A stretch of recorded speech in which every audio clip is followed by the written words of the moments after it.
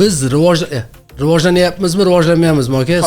Masalan, ko'ndalang qo'y, qiynab desak. Yaxshiyamki, Amerika prezidentlarida iqtisodiy masalalarda qo'llari ancha bog'langan.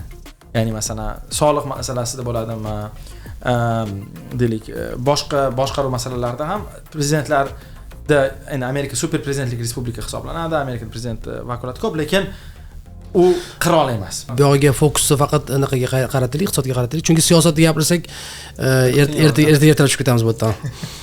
Xavfsizlikka xarajat degan narsa amerikalik saylovchini nazdida bu muqaddas sigir.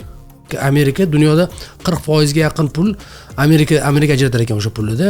Umuman ilm fanga, rivojlanishga Pentagon taqillatib ko'rdida, ular aytdiki, "Ben senga reportni beramiz, 5-6 odamni haydab yuboramiz. Mana shu biz qiladigan ishimiz." Lekin borib nima deydi, ta'lim vazirligining yo'q bor. Bezod podkastimizga xush kelibsiz. Podkastimiz asosan o'zi immigrant communitylarga, chet elda yashayotgan o'zbeklarimizga, O'zbekistonda kelganlarga bag'ishlangan, lekin o'zbeklar bizdan ko'rishadi, O'zbekistondan ham. Shuning uchun bugun har xil temalar haqida gaplashamiz. Farg'od aka, ochiq temalar. Menimcha Amerikadamiz hozir, Virjiniya shtatidamiz. Shuning uchun birinchi Amerika bo'yicha suhbatlashib, keyin mavzuni davom ettiramiz. Endi maqsadimiz aniq bezod. Xush kelibsiz endi Washingtonga. Ancha bo'ldi ko'rishmadik siz bilan. Oldingi podkastimizda ancha odam ko'rdi siz bilan qilgan intervyumizni. Endi siz professor suhbatini biz endi oddiyroq darajaga tushiramiz-da, oddiy qilib Amerikani iqtisodi, O'zbekistonning iqtisodi kerak bo'lsa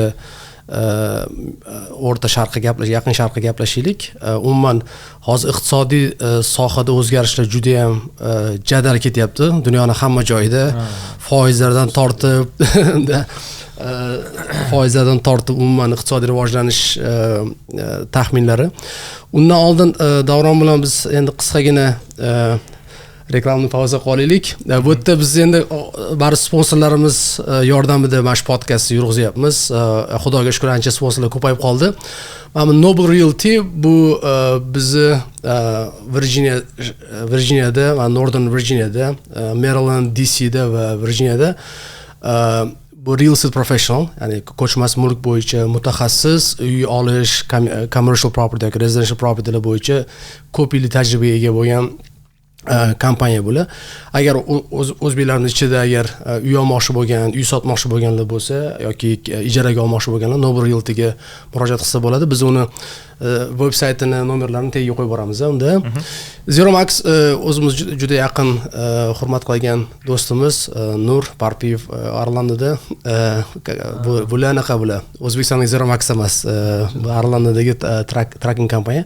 Loan Depot biz Hasan Habib Eronli akamiz. Loan Depot asosan hozir mortgage applicationlar haqida gaplashamiz-ku. Mortgage applicationlarda ko'proq katta banklardan mortgage olish qiyinroq-da, ipoteka olish qiyinroq. Shunga Loan Depotga o'xshagan hozir high tech tez loan olib beradigan kompaniyalar chiqib ketgan. Loan Depotning nomerini qo'ysak, agar Hasan Habib degan odam Virginiyada umuman hamma shtatda bo'yicha loan bera oladi. Asosan klientlar Virginiyada uni. Finance'imiz bu biz accounting office bo'lar. Buxgalterlar bular. Bular ham Virginiyada. Agar chiqsanglar ko'proq ular bizneslar bilan ishlaydi. Biznesim bor, qanaqa solig'imni kamaytiraman, qanaqa soliq topshiraman, shular bo'yicha yordam. Oxwell Strategy juda anaqa yaxshi kompaniya bu ham. Ko'proq financial wealth management bilan shug'ullanadi. Bularning ham nomerini qoldirsa agar chiqsa agar yordam berishadi ular. Davron Law Group ham yaxshi, anaqa Virginiyada yaxshi law firm ochildi. Asosan immigration bo'yicha shug'ullanadi. O'zbekistonda ko'rayotganlar yoki bu yerdagilar qanaqadir immigration savol javoblari bo'lsa bemalol Davron Law Groupga yordam o'tibdi, assistenti chiqsalar bo'ladi. Vosvas bizning o'zimizning platformamiz bu yerda biz Bekzod har oy bu yerda Virginiyada, Arlingtonda seminar beramiz har xil soha bo'yicha. Hozir bir 8 tacha seminar qildik-a. Moliya, huquq, advokatlarni chaqiramiz yoki o'sha anaqalarni chaqiramiz. Marylanddan advisor kelib gapirdi, moliya maslahatchi, ko'chmas mulk bo'yicha mutaxassislar keldi. Qanaqa qilib Amerikada, ya'ni wise degani sababi ham qanaqa qilib mulk qurishda, qanaqa qilib biz aqlliroq bo'lamiz, qanaqa tez o'rganamiz, qanaqa qilib tezroq Amerikada kommunitalar ichida yaxshiroq joyga kelishga harakat qilishi yo'llarini shu platforma orqali, seminar orqali o'tamizda.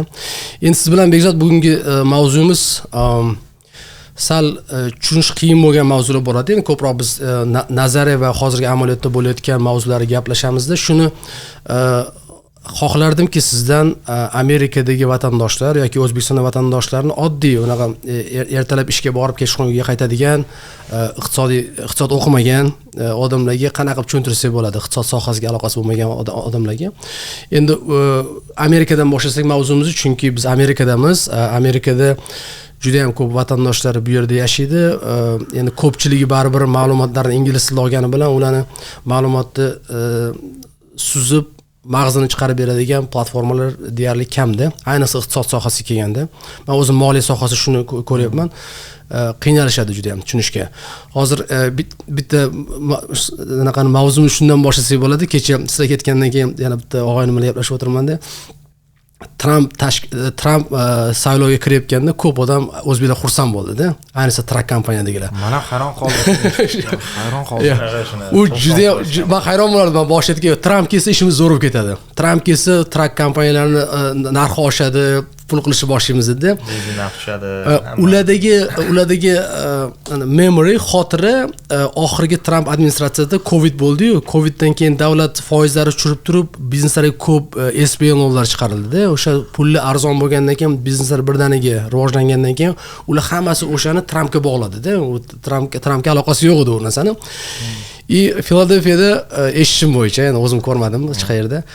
Filadelfiya Trump saylovda yutgandan keyin osh berishgan ekanda. Osh berib, xursand bo'lib, bu juda ham ko'p o'zbeklar ichida. Ya'ni pro Trump bo'lgan odamlar juda ham ko'p. Shundan boshlasak, umuman Trump iqtisodiyotini qanaqa qilib sodda qilib tushunsak bo'ladi? Darhaqiqat anaqa Pensilvaniya shtatidagi agar masalan Amerika fuqarolari bo'lsa, o'zbekistonliklar, ular saylovga katta ta'sir o'tkazgan bo'lish ehtimoli bor. Chunki Pensilvaniya shtati, shu Michigan, Wisconsin, Arizona kabi eng muhim shtatlar, ya'ni qolgan shtatlarda ovoz qanaqa berilishi katta ahamiyatga ega emas. Amerika federal saylovlari shunaqa tuzilganligi uchun shu agar o'zbekistonlik swing state-da, swing state'lar va juda ham ko'p ovozga ega Pensilvaniya, chunki masalan Pensilvaniyani yutish deylik demokratlarni prezidentlikka kelish uchun katta anaqasi bo'lishi mumkin edi. Nisbatan katta farq bilan yutqizishdi-ku, lekin shunga qaramasdan ham nima deydi, balki bizning vatandoshlarning ovozlari ham qanaqadir ta'sir ko'rsatgan bo'lsa kerak. Men ham xuddi sizga o'xshab, men aytaman, qishda kelgandim, yanvardami, dekabrda keldim. Hali saylov tugadi, lekin anaqa bo'lmaganidan oldin, inauguratsiya bo'lishidan oldin. O'shanda ham odamlarda qanaqadir ayrimlarda optimizm ko'rdim. Kuzda shu ketishimdan oldin ham bir shu gaplashib, osh-posh qilib O'zbekistonliklar bilan o'tirganimizda har xil shtatlarda ularda ham shu optimizmni ko'rdim, ya'ni aytdiki, endi Trump yutsa yaxshi bo'ladi va men shu narsani bir modellashtirib, mana nima uchun shunday deb o'ylayapsizlar deb gaplashib ham ko'rdim. Ya'ni masalan xuddi siz aytganingizdek, Trump paytida, ya'ni 2021-yil yoki 2022-yilda deylik, hozir Trump nechinchi yil ketdi? 2020 ketdi. 2020 oxirida ketdi. 2021-yil, 2022-yilda neft narxi qachon qimmatlashdi? 2021-yildan qimmatlasha boshladi. Endi hozir anaqasi u, aniq datani bilmayman, lekin ularning fikri bo'yicha shu deylik Covid oxirgi paytda benzin narxlari tushib ketdi va hokazo bo'ldi. 2021-22 ham yaxshi o'sdi, lekin Biden edi, lekin farqi yo'q, u Trumpni deb bo'ldi deb o'ylashgan buni. Trump aytdi, biz maza qildik degandek fikr yuritishdi. Xuddi bir xillarda Sovet tizimida katta bo'lganlar marojniy shirinida o'sha paytda Brejnev paytda deyshadi. Gugurt bir qadam shunaqadagi gapdiki bo'ldi, lekin men shu modellashtirmoqchi bo'ldim. Nima uchun haqida bo'laysiz ham? Benzin arzon va hokazo. Keyin men o'yladimki, bu Trump effektimi yo bu tashqi ta'sirlarmidi gaplashib ko'rishni boshladim va katta ehtimol bu tashqi ta'sirlardi. Ya'ni bu dunyodagi katta pandemiya edi. Pandemiyani sababidan ko'p deylik AQShda ham, dunyoda ham ko'p narsalar yopildi. Yopildi, ya'ni muassasalar, tashkilotlar va hokazo va tangible, ya'ni masalan qo'l bilan tegadigan bir tovarlarga talab sun'iy oshdi. Chunki masalan inson, odam daromadi bor AQShda. u daromadini qaysidir qismini restoranda, qaysidir qismini qahvaxonada, qaysidir qismini mehmonxonada, qaysidir qismini samolyotda sayohat qilib pulini ishlatar edi. Ya'ni agar iqtisodiyotni qaysidir ham qismi nima desam ekan, servis xarajatlari, ya'ni servis xarajatlari deb olsak, qisqa muddatda servis xarajatlari 0 ga yaqinlashtirdi. Ya'ni imkonsiz bo'lib qoldi teatrga borish, imkonsiz bo'lib qoldi kinoga tushish, imkonsiz bo'lib qoldi muzeyga borish yoki sayohat qilish va hokazo. Hayot to'xtadi-da. Hayot to'xtadi. Buning natijasida lekin odamlarda bar daromadi bor, odamlar tovar sotib olishni boshlashdi. O'shanga agar tovar va xizmatlarning orasidagi mutanosiblikka qarasang, SBA lovlardan oldin ham tovarlarga katta talab bo'ldi. Sababi odamlar uyda qo'ymasan, men ham masalan deylik oldin ishxonada ishlardim, keyin Covid bo'lib qolgancha uyga stol sotib oldim, shkaf sotib oldim, kompyuterga ekran sotib oldim. Juda ko'p tovar sotib oldim. Ya'ni o'zim qanday shunaqa bo'ldi-da, ya'ni nima desam ekan. O'zimning hayotimda ham tovarlarga, chunki balki qahva kamroq ichdim ko'chada. Qahva mashina sotib oldim, misol uchun. Oldin ko'chada ichardim. Va hokazo va hokazo. Ya'ni mana shu tovarlar bilan xizmatlar orasidagi farq katta ta'sir ko'rsatdi tracking nima desam ekan, xizmatiga, bu industriyasiga, umuman butun sanoatga. Qanaqa ma'noda? Chunki masalan track sanoati, ya'ni bu o'sha tovarlarni bir joydan bir joyga olib borishda sun'iy ravishda nihoyatda katta shok bo'ldi anaqaga. Ya'ni talabga shok bo'lgandan keyin, lekin taklif shokka tez adjust qilmaydi. Javob bera olmadi. Qanaqa ma'noda? Masalan deylik, o'sha gruzaviklarni ishlab chiqarishga vaqt ketadi va esingizda bo'lsa savdo zanjirlari ham uzilishni boshlagan edi. Benzin, masalan, benzin narxi nima arzonlashib ketdi desangiz, javob oddiy, odamlar ishga bormadi. Mashina haydamadi. Ya'ni benzinga talab yo'q bo'lib qoldi. Xuddi shunaqa bo'lib qoldiki, neft kompaniyalari pul berish boshlashdi, neft qayta ishlash zavodidan benzin olib chiqib ketganlarga, ya'ni 0 da emas, manfiy raqamlar. Demak, o'sha benzin arzonlashgani ham, talab ko'p bo'lgani ham, keyin talabga nisbatan taklif tez qaytib kelmagan. Masalan, o'zi odatda qaysidir tovarni yoki xizmatni bozorda qimmatlashsa, bozor o'sha narsani ko'proq qilishga harakat qiladi. Masalan, trakni yetkazib berishda talab ko'p bo'lib ketdi, lekin ikkita aytamizki bottleneck, ya'ni ikkita zanjirdagi qiyin qismlari, bu mehnat taklifi, ya'ni labor supply deymiz, o'sha haydovchilarni chiqishi deb aytsa bo'ladi. Ikkinchisi esa o'sha masalan gruzaviklarni taklifi tez qaytib kelmagani uchun o'sha yerda bozorda qolganlarda qanaqadir ham rent foyda bo'lib qoldi va qanaqadir ma'noda katta foyda bo'lgan bo'lishi mumkin. Va odamlar shu qanaqadir, ya'ni insoniyat tarixida ham 100 yilda bitta bo'ladigan qanaqadir bir hodisadan o'sha paytda kim edi desa Trump bo'lganmi, farqi yo'q kim bo'lganligi, uni ham ekstrapolyatsiya qilib keyin bu yoq qilish. Keyin yana ikkinchi narsa aytaman, Trumpning nafaqat deylik iqtisodiy dohiyligi, balki madaniy odamlarga afsuski qanaqadir yaqinligi ham men sezaman. Buni modellashtirish sal qiyinroq. Endi Amerika adabiyotida, boshqada har xil gazetalarda o'qiysiz. Men Trump haqida yaxshi yozilgan maqolalarda bir gap bor inglizchada, Trump is a poor man's idea of a rich man deydi. Trump bu kambag'al insonning boy insonlar qanaqaligi haqidagi bir karikaturasi, qanaqadir ma'noda. Masalan, o'rtacha amerikalik boy odam, mana siz odamlarni deylik boyligini boshqarish bilan shug'ullanasiz. O'rtacha boy odam, o'rtacha degani Trump darajasidagi boy odamlar ayniqsa umuman Trumpdagi xarakterga ega emas. Ya'ni odatda amerikalik millionerlar yoki multimillionerlar o'z boyligini anaqa meros orqali emas, mehnati orqali olgan. Masalan, Yevropada sal boshqacharoq. Yevropada meros bor, boshqa bor. Trump endi katta merosxo'r, dadasi milliarder odam bo'lgan. Bu birinchidan. Ikkinchidan, ko'plari qattiq og'ir mehnat yoki yangi narsani o'ylab topishgan yoki qanaqadir bir kreativ sohadan chiqishgan va hokazo. Juda ham bir masalan millioner yoki milliarder bo'lish nisbatan qiyin bir raqobatli bir narsa.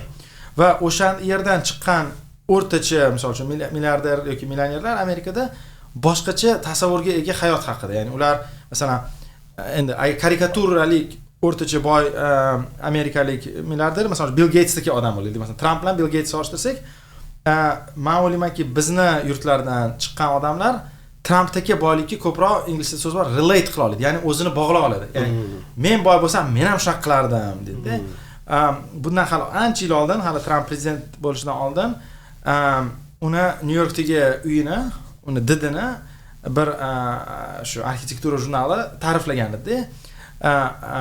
Nouveau dictatorship deb gapirgan. Ya'ni nouveau-rish degan so'z bor, ya'ni yangi boy degan bir masxara boz so'z bor-da. Nouveau-rish yomon so'z emas, lekin ya'ni yangi boy o'zi yomon narsa emas, lekin nouveau-rish bu haqorat-da.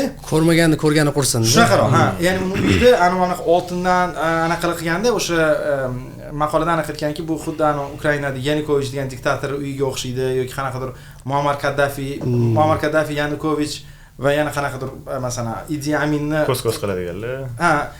Yo'q, ularni anaqa bor, taste nima bo'ladi? Vkus, nima san? Did. Ularni didini bir qorishmas edi-da Trampning uyi ham. Masalan, o'rtacha o'sha Trump Tower'da ham uylar bunaqa mebel qilmaydi. Oltindan vannaxonalarni qilmaydi, mana qizilga bo'yamaydi, mana Louvre'ga o'xshatib anaqalarni mebellarni olmaydi-da. Ya'ni bu crass deydi-ku, bu qanaqadir didsizlikdagi ko'rinadi. Bu xuddi bir o'sha ko'rmagani ko'rgani qursindagi ko'rinadi. Shuni masalan anaqalarda deylik, har xil amerikalik anaqalar, jurnalistlar boshqalar ko'pincha kulishadi. Ya'ni Trump o'zi Amerika mediyasi uchun kulish obyekti edi. Masalan, butun umr hamma Trumpni bilardi. Faqat kulish uchun edi. Ya'ni xuddi anaqa 80-yildan beri shunaqa bo'lgan. Hozir endi Trump tepaga chiqib hamma narsa kulyapti-da.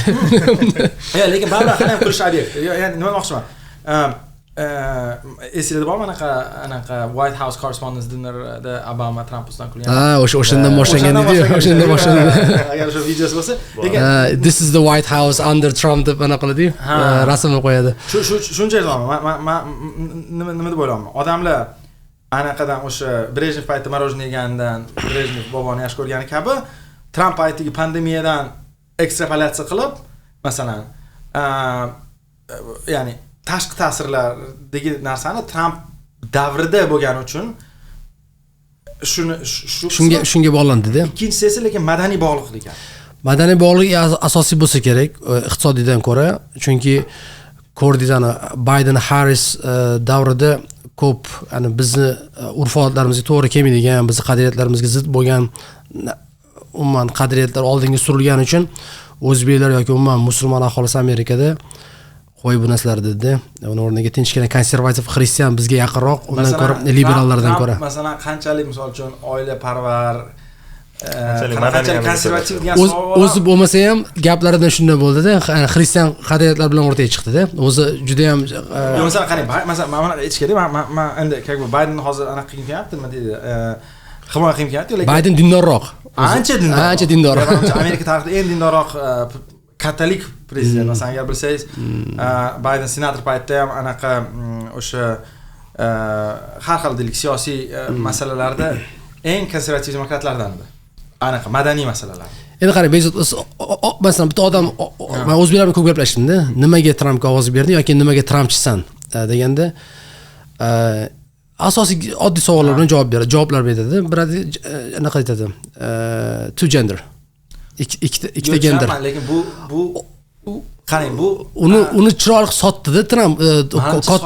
Katta sahnaga chiqdi-da, va bundan keyin bo'lmaydi unaqa har xil LGBTQ+ minus unaqa narsalar bo'lmaydi. Bundan keyin hozir Trump prezident bor-ku bu narsa. Bor, reklama qilinmayapti-da u narsa. Reklamasini ancha qisqartirdi uni. Bilmadim. Men sezmadim. Umuman ijtimoiy tarmoqlarda ham ancha odamlar o'ziga kelib qoldi bu masala bo'yicha. Oldin masalan diversity naqa bordi-yu, DI bordi-ku, u oldin juda qattiq promot qilinardi. Hozir o'shani boshlig'ini olib tashadi, o'sha bo'yicha fundinglarni kesib tashadi. Bu narsa bizni umuman islom qadriyatlari xristian qadriyatlariga yaqin-da. Biz ko'p narsada bir-birimizni yaxshi tushunamiz.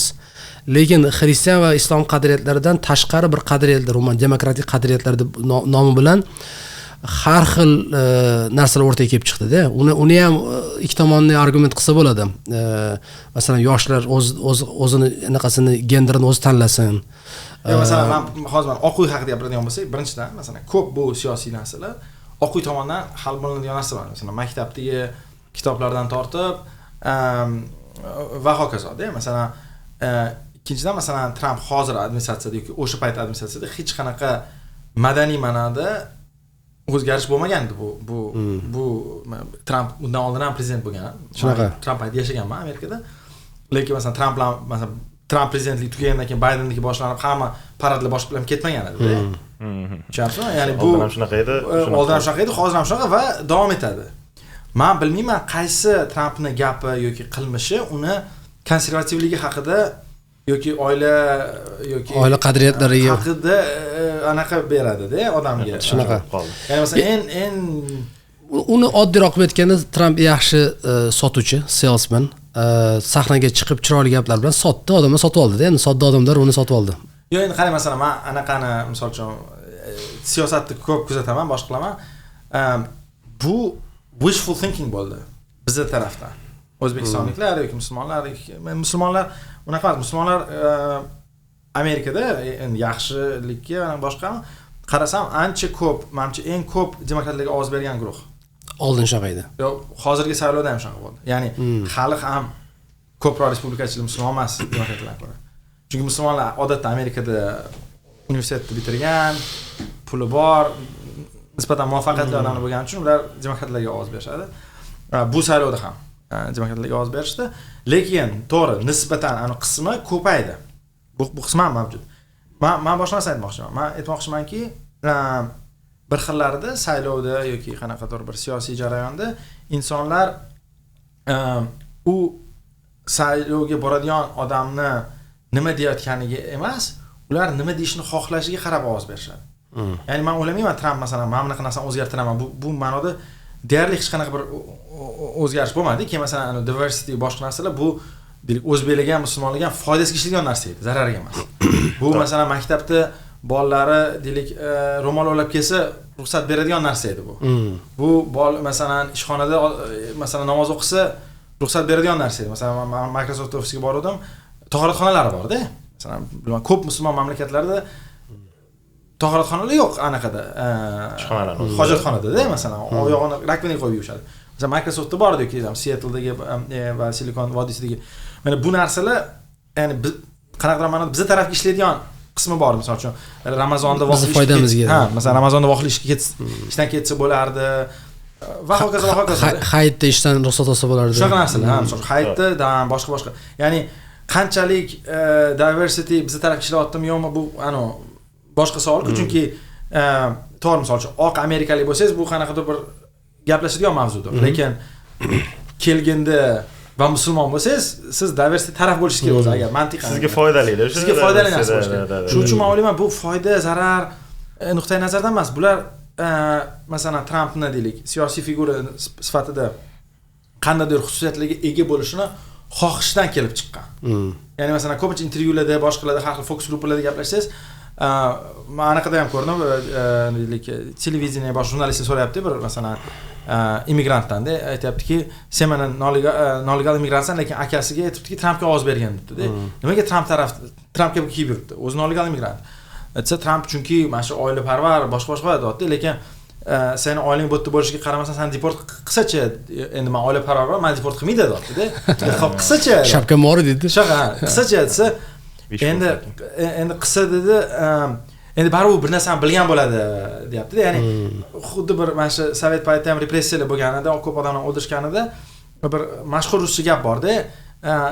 Передайте товарищу Сталину, что произошла чудовищная ошибка deydi. Ya'ni bir odam Stalinchi bo'ladi, uni otishga olib ketayotganda aytib qo'yinglar, bu xato, mumkin emas, mana otmasdi, chunki biz u bilan ham fikrimiz deydi. Xuddi mana shu immigratsiya masalalarida ham men bir odamni taniyman, Pensilvaniya shtatidan, bilmayman bu anaqani ko'ralamyapman. Trampni birinchi muddat paytda o'sha deportatsion qamoqxonada o'tirgan, keyin sud orqali Bayden paytida chiqqan, keyin vaqt o'tib Amerika fuqaroligini olgan va keyin Trampga ovoz bergan. Ya'ni Trampni birinchi muddatida Tramp administratsiyasi noqonuniy uni hibsga olgan, u sud yutib chiqqan, Bayden paytida pasport olgan va Trampga ovoz bergan. Masalan, gaplashsangiz immigratsiya haqida uydagilarim olib kela olmayman, boshqa qiynalib gapiradi, lekin Trampga ovoz beraman dedi. Masalan, shu uchun men bu odamga nima o'ziga выгодныchi juda ham bir aniq narsa. Masalan, bu insonga Tramp administratsiyasi zarar keltirgan. Aniq bilaman, o'zi ham biladi buni. Lekin u Trampni inson sifatida qanaqadir yaqin deb o'ylaydi, xolos. Ya'ni shu qismi bor. Ya'ni misol uchun bu diversity unga yordam berishini bilsa ham intuitsiyasi bor, işte o'sha odam ma'noda Tramp qanaqadir rol modelda. Menga ham bitta biznesmen aytibdilar. Men deyaptilar shu ya'ni biznesmenda o'zi katta amnusi bor, kompaniyasi bor. Aytibdi, odam biznesmen bo'lsam shunaqa bo'lgim keladi. Mana shu menga realniy rol model bo'lyapti. Sotilganda. Qarang, hozir Tramp siyosatga kirib ketdik-da. Mana bunaqa qilik, Tramp keldi, ya'ni 100 kunligida bir har xil joylarda intervyular berdi-yu. Mana bunaqa qilaylik. Tramp nima va'dalar bilan keldi va 100 kun ichida nimalar amalga oshirdi va nimalar amalga oshira olmadi. Man qissa qilib bizga taalluqli joylarni iqtisodga anaqa buyog'iga fokusni faqat anaqaga qarataylik, iqtisodga qarataylik. Chunki siyosatni gapirsak erta tushib ketamiz bu yerdan. Xo'p, birinchidan aytish kerakki, men boshqa odamlar kabi Tramp anaqaga hokimiyatga kelgandan keyin qanaqadir ham yaxshi tarafga o'zgarishni kutmagandim. Ya'ni tabiiyki, chunki o'tgan gal ham ancha ko'p zarar qilib ketgan edi, deylik Amerikan iqtisodiyotiga va institutlariga. Bu gal ham qanaqadir zararni kutayotgandim, lekin bunaqa katta bir zarar qila oladi deb o'ylamagandim, chunki o'tgan gal endi tushunishim bo'yicha uni vazirlari, uni maslahatchilari ancha uni yomon instinktlarini tiyib turishgan edi. Masalan, birinchi 100 kunda qiladigan misol uchun va'da bergan narsalardan biri bu masalan tariflarni qo'yish va hokazo. Shu narsalar ustidan ishlayapti. Endi hali qo'yilmadi tariflar, ya'ni hozir mana 2025-yil nechinchi 11-mayda biza, to'g'rimi? 11-mayda hali ham qo'yilmadi. Tariflar har hafta qaytadan muzokaralar qilinadigan bo'ldi. Bu nimani olib keldi? Juda ham katta noaniqlikni olib keldi. Bu birinchi narsa va shu iqtisodiyotga katta zarar. Ikkinchi narsa, juda ham ko'p savdo masalalarida, zanjirlarida Amerikani ancha zaiflashtirib qo'ydi. Qanaqa ma'noda? Masalan, agar siz katta bir korxona bo'lsangiz yoki hatto ishlab chiqaruvchi bo'lsangiz yoki hatto potensial ishlab chiqaruvchi bo'lsangiz ham sizga savdo siyosati yoki iqtisodiy siyosat qanday 1 yildan keyin, 5 yildan keyin, 10 yildan keyin bo'lishini taxmin qilishingiz kerak. Hozir men bilishim bo'yicha shu darajada noaniqlik balandki, ishlab chiqarishda, ayniqsa AQShda ko'p deyarli hamma katta manufakturing, ishlab chiqaruvchilar 18 oy yoki 24 oyga hamma capex investitsiyalarini muzlatib qo'yishdi. Capex degani bu kapital investitsiya, ya'ni masalan zavod qurish, bir qanaqadir katta narsani qurish. Va o'sha nima uchun deb jurnalistlar qiziqib ko'rsa, hamma o'sha CEOlar, ya'ni hamma boshqaruvchilar aytayaptiki, biz bu noaniqlikni qanday tugashini bilmayapmiz. Lekin masalan zavod qursangiz 5 yildan keyin foyda ko'rishimiz. Misol uchun hozir qanaqadir deylik tovarga qanaqadir boj qo'yilgan, u boj masalan bir haftadan keyin olib tashlash ham mumkin. U zavod $200 million turadi yoki boshqa. Shuning uchun lekin investitsiyalar hatto reja qilinganlarni ham to'xtatishgan. Bu iqtisodiyotga katta zarar. Bu degani yangi ish joylari ochilmayapti degani, bu degani deylik odamlarni boyitadigan narsalar to'xtab turibdi. Bu katta noaniqlik. Ikkinchisi, masalan, savdo sheriklar bilan bir-biriga ishonchsizlik. Masalan, Shimoliy Amerikani erkin savdo kelishuvlari bor edi Meksika va Kanada bilan. Masalan, hozir qarasangiz Meksika bilan ham, Kanada bilan ham aloqalar nihoyatda tarang. Lekin vaholanki Amerika uchun Meksika bilan Kanada bilan yaxshi iqtisodiy va siyosiy munosabatlar Amerikaning qanaqadir yuksalishini juda ham katta bir qismi edi. Masalan, Meksikada juda ko'p narsa ishlab chiqarilardi. Meksika juda ham katta iqtisodiyot, yuzlab million odam u yerda yashaydi, ya'ni katta mamlakat. Kanada albatta ancha kichkinaroq-ku, lekin Kanada ham juda ham muhim edi. Masalan, tabiiy resurslar nuqtai nazaridan taxtadan tortib neftgacha va hokazo. Bu narsa yomonlashdi. Ikkinchidan, Amerikani boshqa savdo va siyosiy partnyorlar, masalan, Yevropa bilan aloqalar keskin yomonlashdi. Buning yomon taraflari borki, bir-biriga ishonchsizlik bo'ladi va masalan, ishlab chiqarishda boshqada Amerikani reliable, ya'ni ishonsa bo'ladigan bir partnyor hisob sifatida ishlatishmaydi. Masalan, Amerika dunyoda eng katta eksportyorlardan biri, ko'p narsani eksport qiladi Amerika. Masalan, avionikdan tortib, misol uchun samolyotlar uchun bir detallardan tortib, anaqa software nima deydi? Chipslar, masalan, har xil mikrochip boshqa narsalar haqida. Masalan, ko'plari deylik qaysidir qismi masalan ASML anaqada Niderlandiyada ishlab chiqariladi. Masalan, Airbus Boeingdan narsa sotib oladi. Juda ham Yevropa va Amerika iqtisodiyoti yaqin edi. Va hozir Yevropada katta bir shubha, qo'rquv anaqa borki, xavotir borki, ertaga Amerikada yana har 4 yilda o'sha Pensilvaniyadagi 30 mingta odam butun bizni deylik iqtisodiy konstruksiyamizni buzib qo'yish ehtimoli nuqtai nazardan bizga pul qimmat bo'lsa ham, og'ir bo'lsa ham o'zimizga qanaqadir narsa qilaylik, Amerikadan ajralaylik degan narsa. Bu katta yutqizish Amerika. Ikkala taraf uchun ham yutqizish. O'zi har bitta tranzaksiya, har bitta savdo ikkala tarafni boy qiladi. O'zi agar ikkala tarafni boy qilmaganda u kontrakt kelishuv bo'lmasdi. Ya'ni bu tushunarli ikkala tarafni boy qiladigan narsa edi. Xo'sh, bu savdo va tashqi siyosatdagi muammolar. Ikkinchi Tramp qila olgan, ya'ni yaxshi hamki Amerika prezidentlarida iqtisodiy masalalarda qo'llari ancha bog'langan. Ya'ni masalan, soliq masalasida bo'ladimi, deylik, boshqa boshqaruv masalalarida ham prezidentlarda, endi Amerika super prezidentlik respublika hisoblanadi, Amerika prezidenti vakolati ko'p, lekin u qirol emas. Vakolatlar ko'proq chet elga qaraganda, tashqi ishlarga qaragan. Masalan, soliqni hozir soliq haqida hali o'zgarish bo'lmadi, hali bilmaymiz qanaqa bu tugaydi. Capital gains, ya'ni o'sha qimmatli qog'ozlardan olinadigan foydani solig'ini kamaytiraman yoki yo'q qilaman deb va'da bergan edi. Va'dasi ustidan chiqdi, capital gainslar yo'qolib ketdi. Ya'ni o'sha foyda qismi kamayib ketdi. Endi qarang, ichki siyosatda Trampda retorika bor ediki, bu nima deydi, bolota nima bo'ladi? Botqoqni quritaman degan gap bor. Botqoq bu AQShning deylik federal hukumati va uning xarajatlari. Bu narsada ko'pchilik biladi, Elon Musk degan tadbirkor bilan birgalashib shu Amerikan xarajatlarini qisqartiramiz degan fikr kelishdi. Bu mana 100 kun ichida bilsa bo'ladigan xarajatlar qisqarmadi, ko'paydi. Ya'ni o'sha paytga solishtirgan bo'lsak, absolyut qiymatda ham, foizda ham, inflyatsiya hamma tomondan qisqartira olishdi. Teskari tarafga qarab ketyapti hamma. Lekin juda ham keskin va muhim sohalarda xarajatlarni kesib tashlashdi. Ya'ni mana shu davlatni aniq samaradorligini oshiramiz degan bir sousning ichida juda ham katta zararli narsalar qilishdi. Endi katta zararli narsalardan biri bu Amerikaning ilm fandagi dominatsiyasini kamaytirishga qilinayotgan urinishlar. Bu universitetlarga, tadqiqotchilarga, professorlarga nisbatan bo'layotgan yurishlar. Bu uni qarshiligida sevingan bo'lmadi-da. O'zi xarajatda oshib yotibdi. Ya'ni bir buni natijaga ham erishilmadi shu orqasidan. Shu bir o'zi ilm fan unaqa ko'p xarajatli narsa emas, bir 500-600 milliard dollarlik narsa. Endi Amerika iqtisodiyoti uchun bu kichik narsa, lekin Amerikani buyuk qiladigan narsadan biri ham shuki, ilm fandi eng ilg'or va o'zi nima degan ilm fandi eng ilg'or? Bu texnologik rivojlanishda eng ilg'or mamlakat edi. Hali ham shunaqa. Lekin uni o'sha suratini ancha qisqartirdi. Bu masalan Milliy ilm fan fondi bor va Milliy sog'liqni saqlash instituti, bu ikkala tadqiqotchilarga grant beradigan va o'sha tadqiqotni moliyalashtiradigan federal hukumat tomonidan moliyalashtiradigan tashkilotlar, ularning byudjetlari keskin qisqardi. Har bitta vazirlikdagi tadqiqotlarga qaratilgan byudjetlar, bu mehnat vazirligidan tortib, masalan, mana hozir USAID kabi joylarda hamma tadqiqotga asoslangan, ilm fanga asoslangan joylar qisqardi. R&D'lar, ya'ni research and development. Research, ha. Endi qarang, masalan, buni men aytayapman, men tadqiqotchi bo'lgani uchun emas. U uchun hamdir. Siz cho'ntagingiz tekkani uchun emas bu. Ha, men cho'ntagim endi NYU ana xususiy universitet boshqa anaqalar bor, lekin umuman men cho'ntagim tekkani uchun emas. Ikkinchidan men ijtimoiy fanlarda shug'ullandim. Ya'ni men laboratoriyam yo'q. Masalan, $100 million bir biologik tadqiqotlar qilmayman, masalan, John Hopkins universitetiga o'xshab.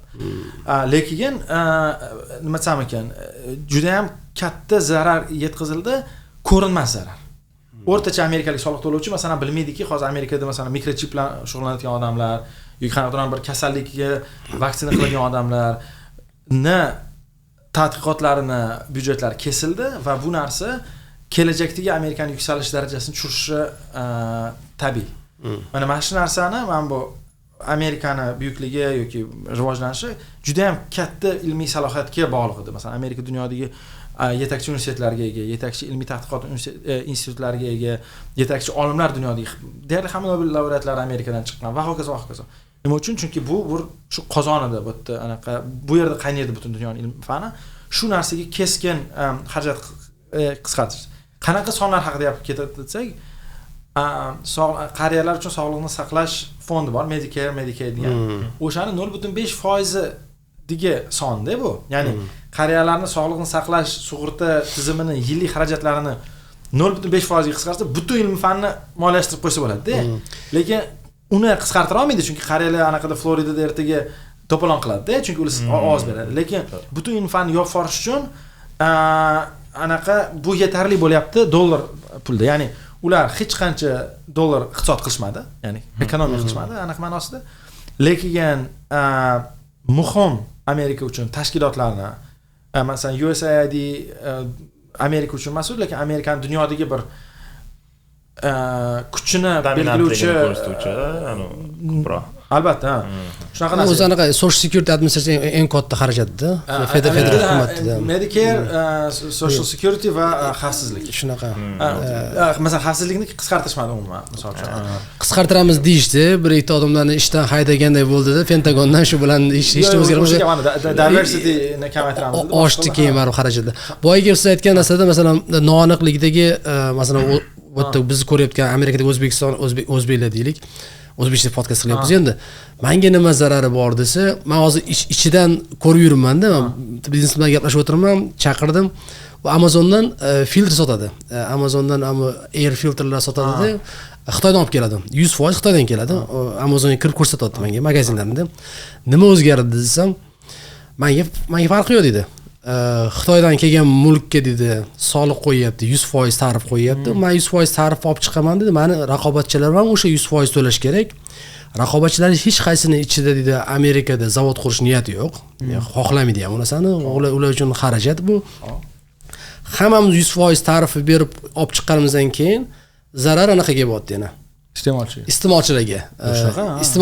Iste'molchilar soliq bitta turdi endi bu ham. Iste'molchilar to'lab yuraveradi uni. Yo'q, shu lekin bu hammani kambag'al qiladigan narsa. Shunaqa.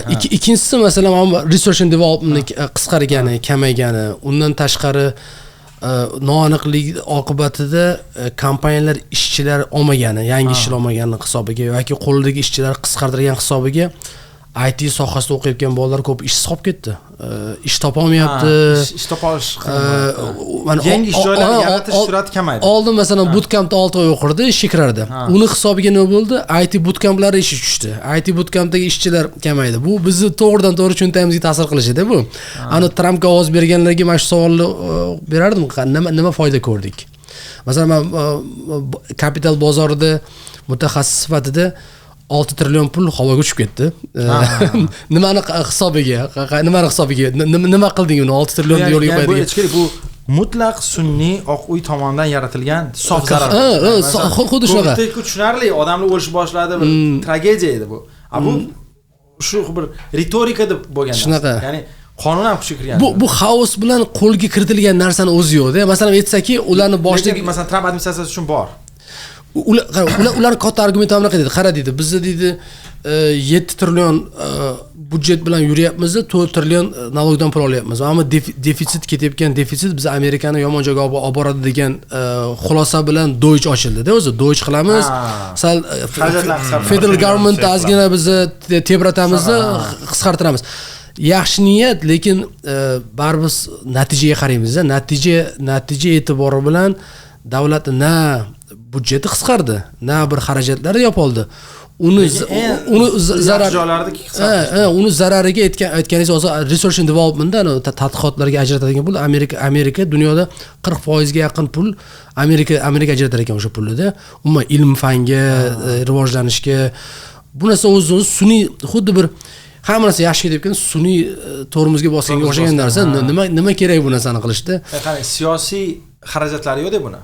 Masalan, hozir tadqiqotlarga misol uchun qanaqadir yangi masalan Alzheimer kasalligidan dori uchun tadqiqotlar kesildi yoki qanaqadir surunkali kasalliklarni anaqa tozalaydigan dori uchun yoki qanaqadir yangi texnologiya uchun tam aviatsiyada aerobus ko'proq benzin ekonom qilish uchun masalan tadqiqot kesildi.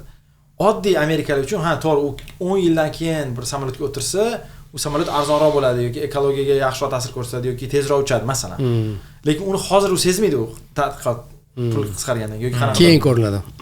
Keyin ham ko'rinmaydi.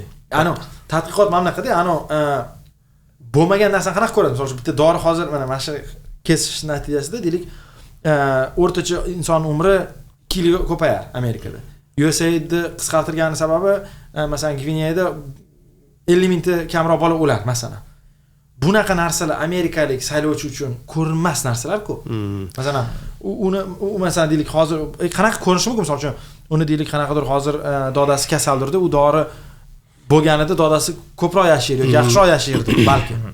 Lekin u bu ikkita narsa bir-biriga bog'liqligini bilmaydi-ku. Shunaqa. Tadqiqotlarning yopilgani uchun meni qarindoshimni operatsiyasi bo'lmadi degan bog'liqlik yo'q. Bu siyosiy riski yo'q-da buni. Keyingi saylovda endi siyosiy risk ham bozorda bo'layotgan, kapital bozorida bo'layotgan narsa siyosiy risk bu. Chunki hamma odam kapital bozor siyosiy risk. 401 401k ga kiradida, kecha 200 ming bor edi, hozir 150 ming tushib qoldi. To'xta, bu nimaga bunaqa bo'lyapti? Bu siyosiy riski bor. Shuning uchun ma'muriyat juda ham ehtiyotkorlik bilan bozorga ta'sir qiladigan narsalarni kesyapti. Lekin masalan ilm-fan yoki deylik chet eldagi bolalarga qilinadigan vaksinalar bu mutlaq ko'rinmas narsa, lekin juda ham muhim narsa edi. Ya'ni bu bozorda o'zini aksini aytadi. Misol uchun hozir ishlatadigan barcha texnologiyalarimiz qachondir ham ilm-fan bo'lgan, qachondir patent bo'lgan, qachondir masalan hamma ishlatadigan texnologiyalarimiz. Mana bu xonadan tortib uyimizda boshqada lekin masalan bozor buni internalizatsiya qila olmaydi, chunki mavjud bo'lmagan tadqiqotlar kesildi-da. Tushunamizmi? Misol uchun uni model qila olmaydi. Mana bu narsa yaratilish kerak edi, shu yaratilmay qoldi, shuni hisobiga biz zarar ko'rdik degan narsa bo'lmaydi. Misol uchun ChatGPT chiqishdan oldingi umringiz bilan keyingi umringizda, masalan ChatGPT chiqqandan keyin biz hammamiz boy edik-da, qanaqa bo'ladi. Lekin uni dollar qismi yo'q-da, deyarli yo'q. Shunaqa yo'q, qanaqadir o'lchanmas. Endi qarang, hozir Amerika raqam savolimiz keyingi qismiga kelyapmiz. Amerika ko'p davlatlarga yordam berardi. Davron ham shu proyektlari ko'pida bosh-qosh bo'lgan. Shu yordamlarning kesilishi, ya'ni O'zbekistonga qancha yordam kirishini bilmayman. Amerika yordamlar va O'zbekiston haqida gaplashsak. Qanchalik O'zbekistonga bu narsa yaxshigina kirardi o'zi. Men ozgina 1 million, chunki USAIDdan kirardi, undan tashqari State Department o'zi yaqinda ani ham chiqdi-yu, O'zbekistondan ham tarqalib ketdi. Elon Musk o'zbek fermerlar haqida yordam berish haqida. O'tdagi gaplar ko'p, mana 250 million deyapti. O'tdagi nomerlar o'zi unaqa emas. O'zi ichine kiradigan bo'lsangiz, ko'radigan bo'lsangiz, o'zimizning proyektlar ham qat qilindi. O'tda 10 million, 20 million deyapti proyekt nomini. O'zi 1 millionlik proyektlar.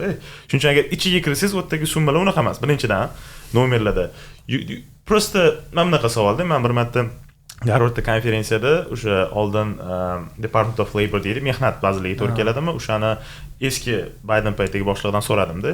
Mana hozir mana sizlar bergansizlar pulni. O'sha oldingi o'zbek fermerlariga ham bergan pulni-da.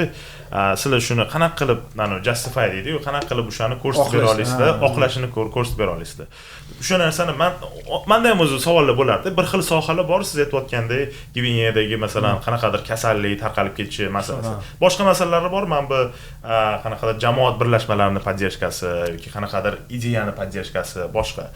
Shular o'zi Amerikaga kerakmidi o'zi? Nimaga kerak edi? Meni shaxsiy fikrim, Amerika dunyo uchun yetarli qilmayapti deb o'ylayman. Kamida deysiz. Kamida. Ya'ni masalan Amerikani dunyodagi o'rni shu darajada kattaki, ya'ni ko'proq qilish mumkin edi. Ta'lim masalasida, sog'liqni saqlash masalasida, rivojlanish masalasida, jamoatchilik rivojlanish masalasida, deylik erkin deylik matbuot yoki axborot tarqatish masalalarida va hokazo. Shuning uchun men ya'ni bu tarafdan fikrlaganim uchun albatta men bu narsani xato deb o'ylayman. Men Amerika ko'proq dunyoga qilish kerak. Amerika nuqtai nazaridan bir xudbinlikcha emas. Dunyo uchun ham, misol uchun Amerika nihoyatda boy mamlakat. Dunyodagi eng muvaffaqiyatli mamlakat va o'sha mamlakatni bir qanaqadir ijtimoiy o'ziga bir mas'uliyat olgan holda qila oladigan narsalarni qilishi to'g'ri deb o'ylayman. Masalan, men juda ham ko'p mana bu xayriya fondlari bor Amerikada, masalan Bill and Melinda Gates Foundation, shularni o'qib haqiqatan chindan nima desam, yolg'onsiz ilhomlanib. Masalan, menimcha Bill Gates ham yozardi, misol uchun bizda dori bor derdi. Bundan buncha odam o'ladi dunyoda dedi. Bu uyatda endi misol qanaqa bo'lsa mavjud dori bor yer sharida bitta bola shu narsadan o'lishi uyat narsa. Ayniqsa bu arzon bo'lgani uchun. Masalan, hozir biz Washington turibmiz, suvni nari betda mana Jahon banki degan tashkiloti bor. O'shga kirsangiz bitta haykal bor. Ko'rgan bo'lsangiz kerak, anaqa ikkita cho'p bilan bir afrikaliklarni haykali bor. U haykalni menga o'sha Jahon bankidagilar aytib berishgan. Afrikada bir suv havzasida odamlar suv ichardi va uning natijasi ko'zlari ko'r bo'lardi. Va ko'zlari ko'rib bo'lgani uchun sal yoshi bir 30 dan keyin bolalari ularni cho'plar mushatib yurdirtirardi. Chunki hamma yosh kattalar ko'r bo'lib ketardi. Va Jahon banki buni moliyalashtirib, o'sha suv havzasini tozalab, nechidir mingta odamni, misol uchun, ko'zi ko'r bo'lib qolmasligini ta'minlayapti-da. Agar masalan dollarga chaqadigan bo'lsak, bu choychaqa puli. Misol boya aytgandek, qaysidir bir o'sha sug'urta qariyalarning Amerikadagi sug'urtasini 0.05% ga butun Diliga Afrikadagi quduqlarni tozalab chiqsa bo'lardi. Balki endi bilmayman hozir anaqa yo'q, lekin nima demoqchiman? Amerikada shu darajada katta boylik bor, shu darajada katta imkoniyat bor, texnologiyalar bor va hokazo va shuni bir insoniyatni yaxshilashga ishlatganligi yaxshi narsa. Amerikalik bu hozir faqat davlat haqida emas, Amerikada masalan xayriya tashkilotlari milliardlab dollarlik bir sanoatlarda. Ular ko'p masalan har xil joylarda men boraman, Kambodjada boshqa amerikaliklarni ko'raman. Masalan uchun bir Kambodjada amerikalik bilan tanishgandim, u ularni bolalarga masalan kompyuterni o'rgatadi, qanaqadir bir fond orqali. Hukumat emas, anaqa xususiy fond. Va masalan uchun gaplashsa aytadi, ha, masalan uchun deydi, bu kambodjalik fermerlarni anaqasi hayoti qiyin, fermerlik kamayib boryapti. Masalan, qizlarni prostitutsiyaga sotib yuborishyapti, odam savdosi kuchli bir qiyin bir joyda ishlashyapti-da.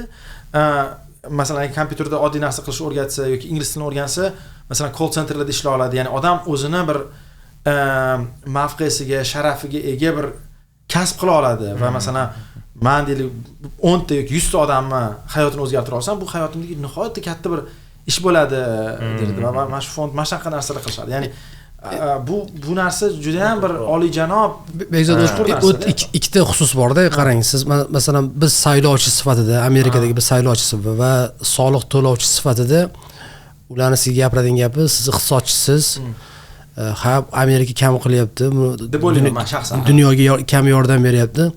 Qaysi pulli hisobiga degan savolni beradi-da. Qaysi pulli hisobiga? O'zi qarzga yashayotgan bo'lsak, hozir 35 trillion qarzimiz, agar har yiliga compound qiladigan bo'lsangiz, keyingi yil 42 trillion bo'lishimiz kerak. Iqtisodimiz 20 trillion, qarzimiz 2 barobar. Bu sustainable deydi-yu, bu barqaror emas. Ushlab tura olmaysiz bu narsani uzoq muddatda. Bu javob bor. Nima javob berasiz? Birinchidan boya gapirayotganimizki, shu darajada mana Amerika yordam beradigan puli kichkinaki, bu statistik hozir 20 trillion degan ichida qolib ketadigan pul. Misol uchun juda ham katta pul ichidagi juda ham kichkina pul. Sechish mumkin. Yo to'xtang, mana kichkina narsalardan boshlaymiz. Masalan, iqtisod qilishda ham boshqada ham, lekin agar haqiqatan Amerika qayerda noto'g'ri va ko'p pul ketkazyapti desangiz, marhamat, Pentagon. Masalan, yaqinda qaysi senator anaqalik Iowa'lik senator bor. Anaqa aytasiz, siz ayol kishini aytasiz? Yo'q, erkak kishi. Eng qari senator Amerikada hozir. Respublika senatori New York Times yaqinda yozdi. Nima uchun masalan Amerikani havo xavfsizlik kuchlari Air Force nechidir 100-800 dollarga ham krushkalar sotib oldi, misol uchun. Men 5 dollarga sotaman, ular 1000 dollarga sotib oldi. Suiiste'mol o'shitdi deyapsiz-da, endi Pentagonda. Bu nafaqat men aytayapman, buni hamma biladi buni. Chunki Pentagon o'zini auditlarini hammasini o'ta olmaydigan tashkilot-da. Hozir Pentagonni bir tanqid qilish ma'nosida emas, lekin masalan siz yonda o'tiribmiz, lekin ehtiyot bo'ling. Mana siz masalan buxgaltersizda, masalan sizga bir korxona olib kelyapmiz-da, aytamiz masalan korxonani 40% korxona tashkilotda deylik, 40% xarajatlari bitta tashkilotga ketyapti. 35% bunga ketyapti. Deyapmiz, kelsa, "Yo'q, keling bitta sizdan boshlaymiz." 0.05 ketayotgandan boshlaymiz. Deyishingiz mumkin-da. Mana 40% ketayotganning ichida qanchasi maqsadga muvofiq. Lekin shu uchun Amerikada byudjet masalasi bor, yoki xarajatlar masalasi. Mutlaq siyosiy va iqtisodiy masala emas. Chunki hozir Pentagonning xarajatlarini qisqartiraylik degan siyosatchi keng saylovda yutib chiqmaydi. Chunki ularga bu xavfsizlik bu bir oliy narsa yoki qariyalarni sug'urtasi masalan Medicare, Medicaid masalan uni audit qiladigan narsa, uni qisqartiradigan narsa-da rostdan, chunki nihoyatda sog'liqni saqlashda suiiste'mol mavjud va hokazo. Ya'ni u yerda ozgina reforma qilsangiz, masalan, Yevropa darajasidagi narxlar, Amerikada shu darajada sog'liqni saqlash qimmatki, masalan, Yevropa darajasida qiladigan bo'lsangiz, nechidir trillion aniq qilasiz. Men tushunishim bo'yicha iqtisodiy masalalar baribir borib siyosiy masalalarga taqilyapti-da, siyosiy masala orqasida lobby guruhlari turibdi. Men lobby guruhlariga uncha ishonmayman. Men Amerikada siyosatda pul kamligidan hayratlanaman. Ya'ni juda ham qanaqasiga masalan Pentagonni kirib ichini audit qila olmasligining sababi Pentagonda kuchlarida ya'ni 800 milliardga yaqin pul beradi. Yo'q, qarang men mana shu fikrlar ham xato deb o'ylayman.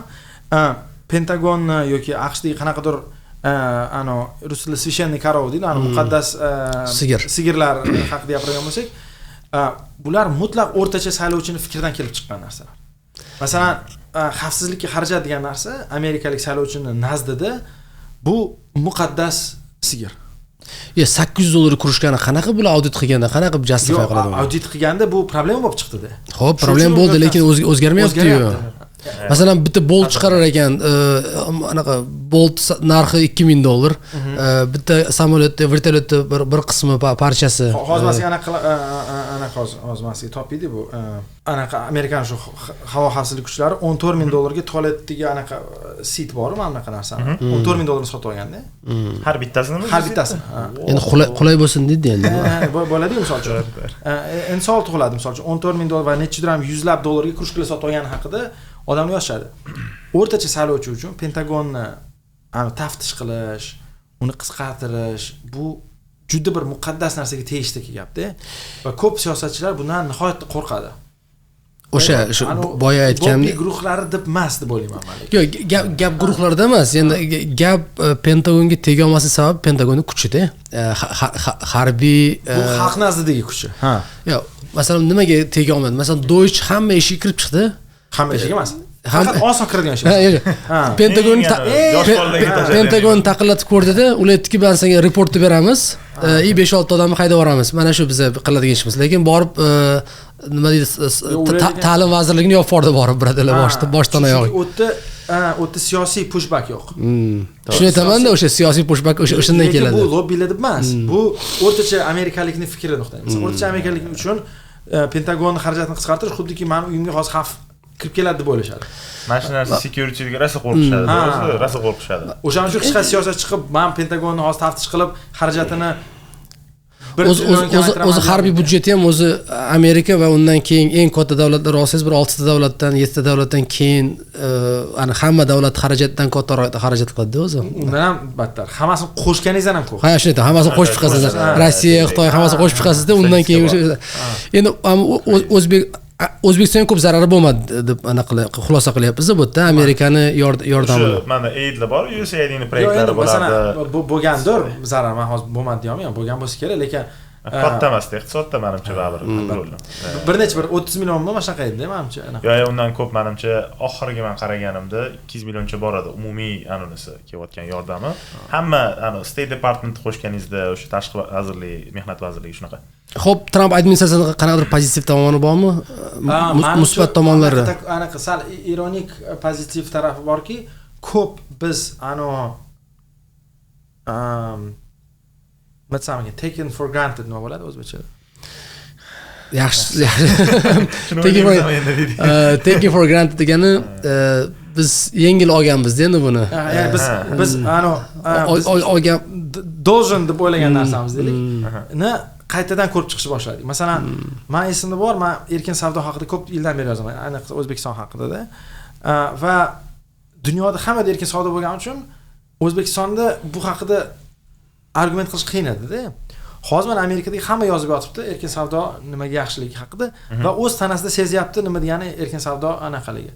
Masalan, Amerikada narxlar qimmatlashadi. Masalan, men har yarim yilda kelyapman boshqa har kelganda narxlar qimmatlashadi, qanaqadir ma'no. Shunaqa. Chunki mana noaniqlik boshqa narsalar narxlarni qimmatlashtiradi. Shu kabi narsalarni biz boshidan o'sha kerak bo'lgan institutlar nimaga kerakligini endi tushunyapmiz.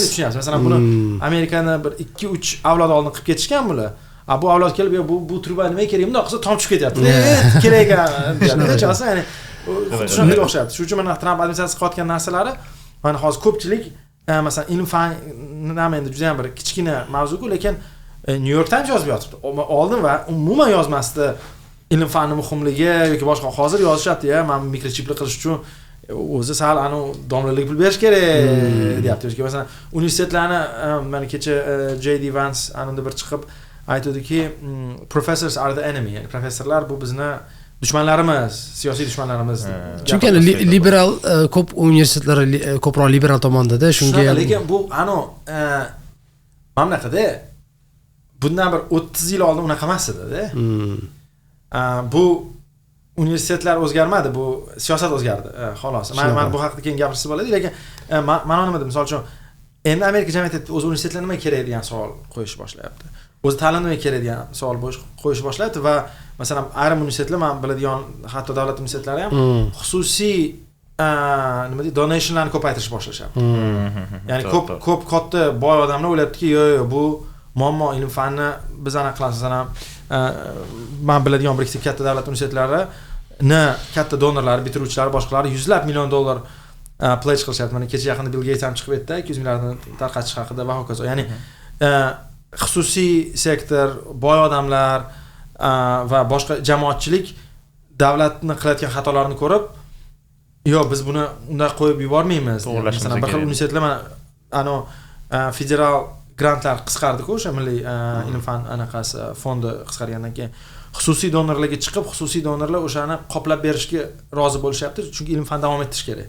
Ya'ni bu Trump administratsiyasi ketadi-ku, lekin chiqadi. Ya'ni bu pozitiv narsalari, masalan, jamiyat va jamoatchilik bilyaptiki, ko'p narsa biz ishlayotgan bir infrastrukturada yoki shu meros bo'lib qolgan bir Amerikani yaxshi institutlari u shundoqqina oson narsa emas edi yoki erkin savdo oson narsa emas edi yoki bu narsa oson emas edi va qaytadan ko'rib chiqilyapti. Masalan, hozir hatto mana bu USAID kabi narsani hech kim Amerikada o'zi himoya qilmasdi-da.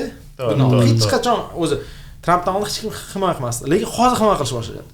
O'ylashyaptiki, to'xtaylik deyapti, men aytayotgan oliyjanob maqsadlar uchun ham emas, siyosiy maqsadlar uchun ham qilish kerak deyapti. Ya'ni chunki masalan Amerika nafaqat kuch, balki do'stlik orqali ham kuch orttirishi mumkin. Masalan, Amerikaning eng yaqin deylik sulhdoshlari, deylik Yaponiya, Koreyalarda Amerika aynan ya'ni harbiy yordamdan tashqari o'sha anaqa fuqaroviy yordamni, masalan, ularda universitetlar qurgan, institutlar qurgan, ularda deylik ijtimoiy yordamlar, ijtimoiy masalan konstitutsiyalarini yozishgan, bir mamlakatlarni qurishga yordam bergan joylar ko'pi fuqaroviy va haligacha ham do'stlik. Misol uchun Yaponiyaga Amerika atom bomba tashlaganda va lekin Osiyoda eng yaqin partnyorlar bu Yaponiya va Koreya.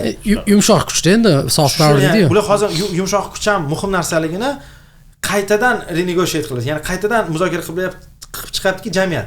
Bu narsa ishlab turuvdi. Hozir o'sha trubasini tortdik, tom tushib ketdi-da. Endi nimaga bu truba bu yerda turganini demak bu kerak truba ekan deyapmiz-da. Shu ham kerakda, shakedown bo'lgan. Bir tomondan lekin shu optimizatsiya ham qilish kerak edi-da, chunki byurokratiya juda ishib ketgan, juda ham do'st yangi departament qilishdi-ku. Ya, endi yangi departament o'sha optimizatsiya nimaga? Baribir abuse bor dedi-ku. Abuse'ni qanaqadir to'g'rilash kerak edi, uni ochib ichini, turbani agar ochmasangiz ichi zanglaganini ko'ra olmaysizda, o'sha zanglaganini ko'rish uchun zanglaganlarga tegmayapti-da. Shunisi ham bor-da, chozib u noto'g'ri joydan boshladi. Shu qismi bor. Siz O'zbekiston iqtisodini yaqindan kuzatib borasiz.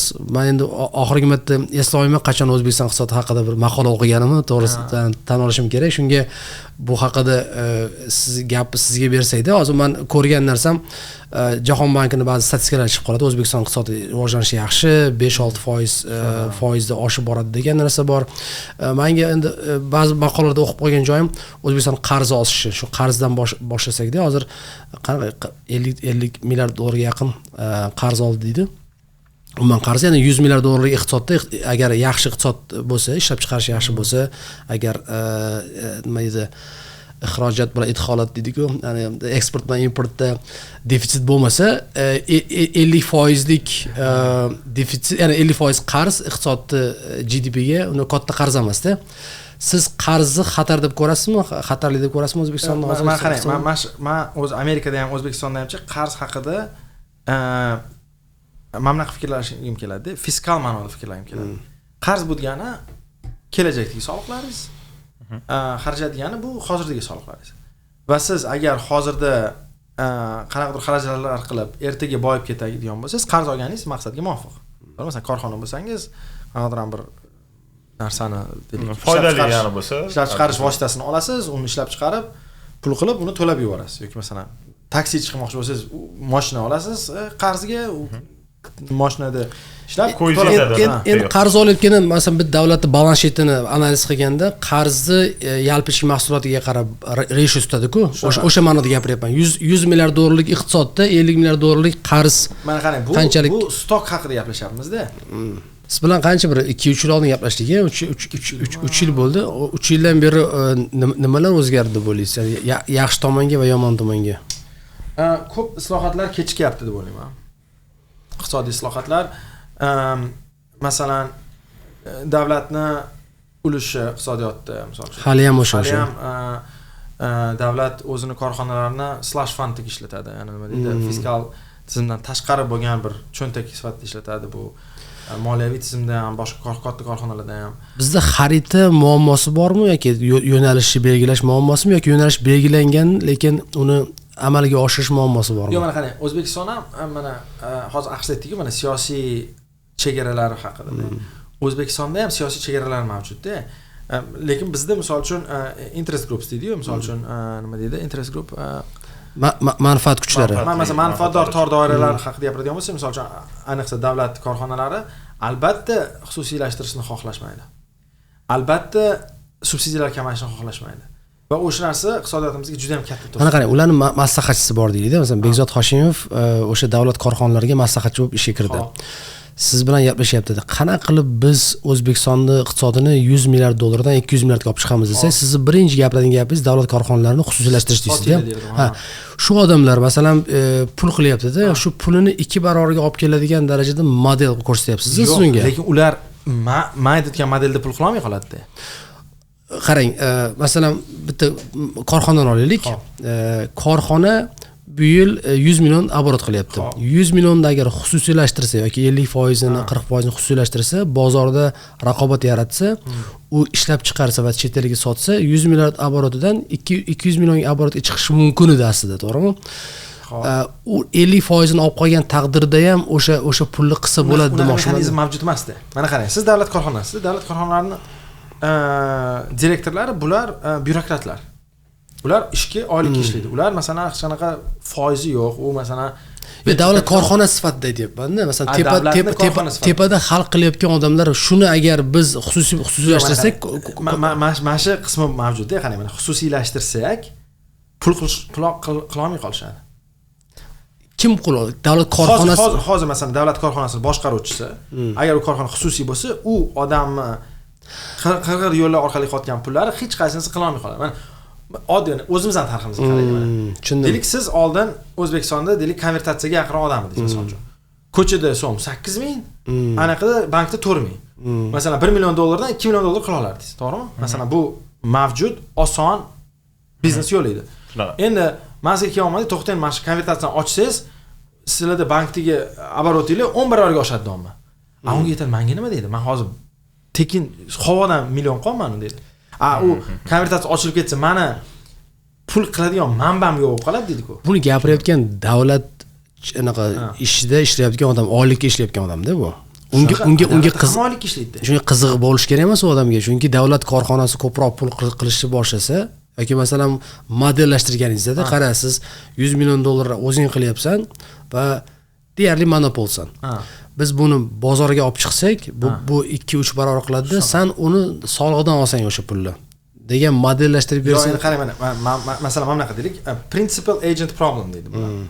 Masalan siz korxonani egasisiz, siz menejer ishga olasiz. Sizning korxona haqidagi ma'lumotlaringiz faqat menejer orqali keladi-da. Va siz deylik korxonaning egasisiz. Men sizni maslahatchingizman deb aytaman. Farqot aka, korxonangiz agar sotsangiz, ko'proq pul qilasiz doimo. Lekin menejeringizga bu narsa uni pulini 0 qilib qo'yadi. Mana deylik, menejeringiz hozir 1 so'm legal topyapti, 10 so'm nolegal topyapti. Siz 100 so'm topasiz bu narsadan, anaqa ega sifatida. Men sizga 200 so'm topish potensialini aytaman. O'zim menejeringizga 20 so'm bersam, rozi bo'lish kerak bu narsaga. Lekin menejeringiz biladi, hozir ana 100 so'mlik korxona 200 so'm bo'lib qolsa, u ana 10 so'mni topa olmay qoladi.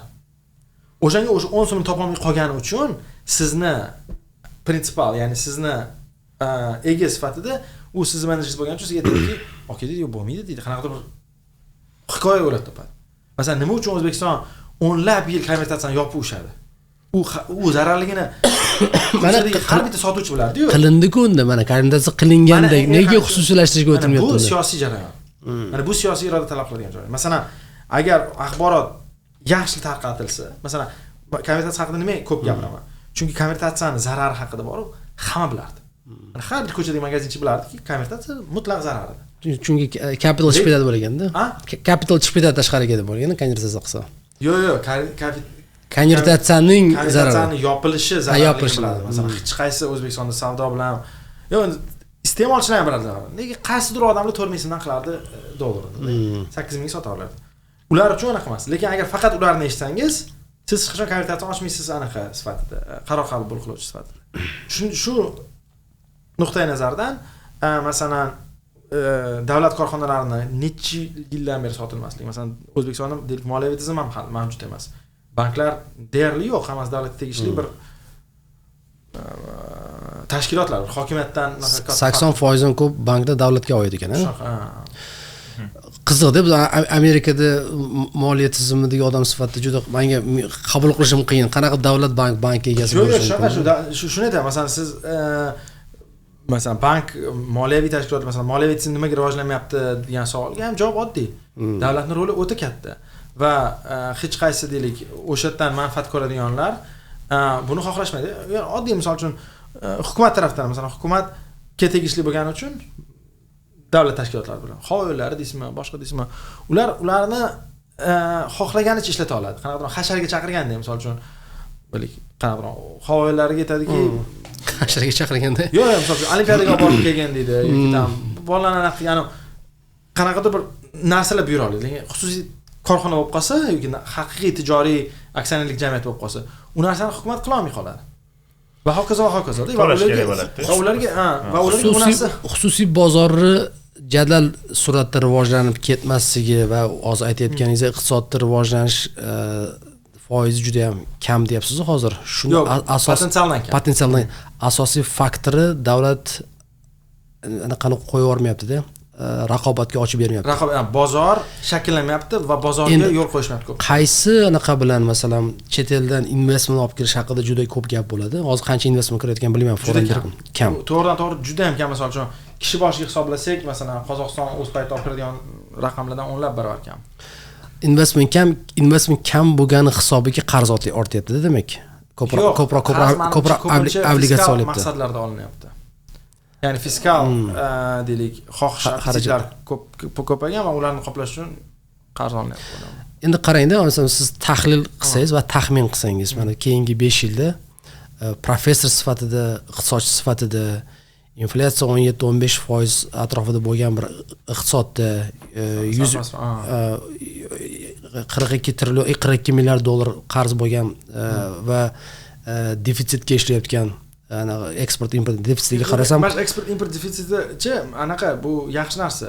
Masalan, Amerikada ham yaxshi narsa edi, O'zbekistonda ham defitsit yaxshi. Amerika shuni ustidan Xitoy bilan anaqani gaplashyapti-ku hozir. Xato qilyapti buni. Defitsit bo'lgani uchun. Bu xato. Siz demak ko'proq tovar olib kirib, kamroq tovar sotish yaxshiroq deyapsizmi iqtisod uchun? Men qarang, mana men uchun oddiy qilib tushunaman. Qancha ko'p sotsang, shuncha ko'p foyda deb tushunaman. Bu xato fikr, chunki siz nimanidir hisobga, masalan uchun Amerika bilan Xitoyda Xitoyliklar Amerikaga tovar olib kelishyapti, amerikaliklar ularga dollar to'lashyapti, Xitoyliklar Amerikadan qanaqadir narsani sotib olishyapti va qanaqadir ham dollar Xitoyliklarning qo'lida qolyapti. U dollarni nima qilishyapti Xitoyliklar? Amerikaga investitsiya qilishyapti. Ya'ni masalan, agar investment flowlarni qaraydigan bo'lsangiz, albatta Xitoydan Amerikaga musbat. Endi Amerika investitsiya qilyapti deganingiz, Amerika qimmatli qog'ozlarni sotib olishyapti, Amerikada ko'chmas mulk sotib olishyapti, Amerikani hukumatning qog'ozlarini sotadi. Amerikani qimmatli qog'oz sotgani bilan Amerika qimmat qog'ozdan foizlardan ular foydalanyapti-da, Amerika foydalanmayapti. Amerika obligatsiya sotadigan bo'lsa, foiz pul kirdi, mayli, pul kirdi, obligatsiyasini oldi. Lekin obligatsiyani foizini to'lash kerak. Masalan, siz bilan gaplashyapman men. Siz Farhod aka, siz bilan savdo qilamiz. Siz 10 dollar tovar sotdingiz menga, men sizga 20 dollar tovar sotdim. Siz aytyapsizki, men lekin siz foyda qilganingiz bilan 20 dollar, 10 dollar foyda qilganingiz degan so'z noto'g'ri eksport importda, lekin men ko'proq savdo qilganim uchun o'sha ortib qolgan kapitalni sizni cho'ntagingizga men obligatsiya olsam, obligatsiyaga siz foiz to'layapsiz-da, siz sizga kerak-ku obligatsiya, siz chiqaryapsiz-ku. kerak, lekin yana foydani men qilyapman-da bu yerda. Chunki obligatsiya sotib oladigan odamman. Alternativada agar ular sota olmasa, siz obligatsiyalar qimmatroq tushadi. Yo'q, sotib olmasa sotib olish ularga optional. Ular Yevropaning obligatsiya sotib olish mumkin, Amerikan obligatsiya olish mumkin. Ya'ni birinchidan obligatsiyalarni ham siz menga foydasini aytib bering, masalan, defitsitga ishlaydigan davlatda foydasini aytib bering. Defitsitga ishlaydigan davlat eng kattasi Amerika, lekin to'xtang. Siz men pastdagi hozir qahvaxonada o'tirdik. Qahvaxona sizdan anaqa servis sotib oladimi? Mendanmi? Ha. Qachon sotib oladi? Sotib olmadi. Sotib olmadi. Sizda defitsitmi? Doim? Ha, har safar 10 dollar tashib chiqaman. Har safar 10 dollar tashib chiqaman. Qo'shib chiqsangiz minglab dollar, to'g'rimi? Shunaqa. Muammomi bu? Muammo. Nimaga? Chunki mendan xarajat ketyapti. Shunaqa deb o'ylaysiz. Lekin masalan, qahvaxona sizga servis qiladi. Masalan, Apple'dan kompyuter sotib olgansiz. Apple masalan Tim Cookga siz xizmat ko'rsatmaysiz-ku. To'g'rimi? Demak, sizda minglab va yoki millionlab tashkilotlar bilan defitsit bor. Manfiy defitsit. To'g'rimi? Lekin siz qanaqadir narsani ishlab chiqarib, o'shani evaziga pul qilasiz. Masalan, qanaqadir xizmat qilasiz, qanaqa. Mana tadqiqotchiman. Mendan ham hech qaysi qahvaxona tadqiqotimni sotib olmagan. Tadqiqot kerak emas ularga. Masalan-da, menda ular bilan manfiy savdo munosabatlarim mavjud.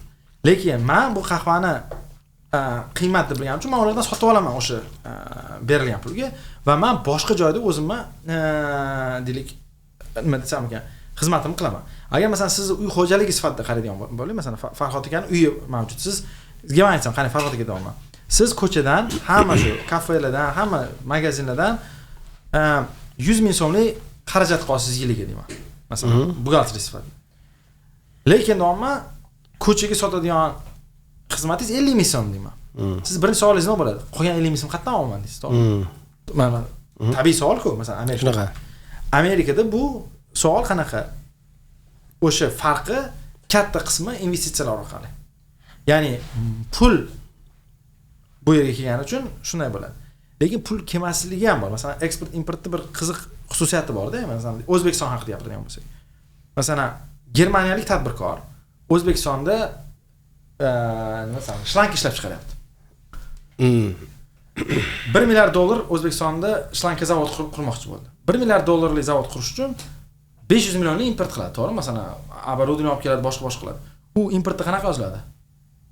Import manfiy deb yoziladi.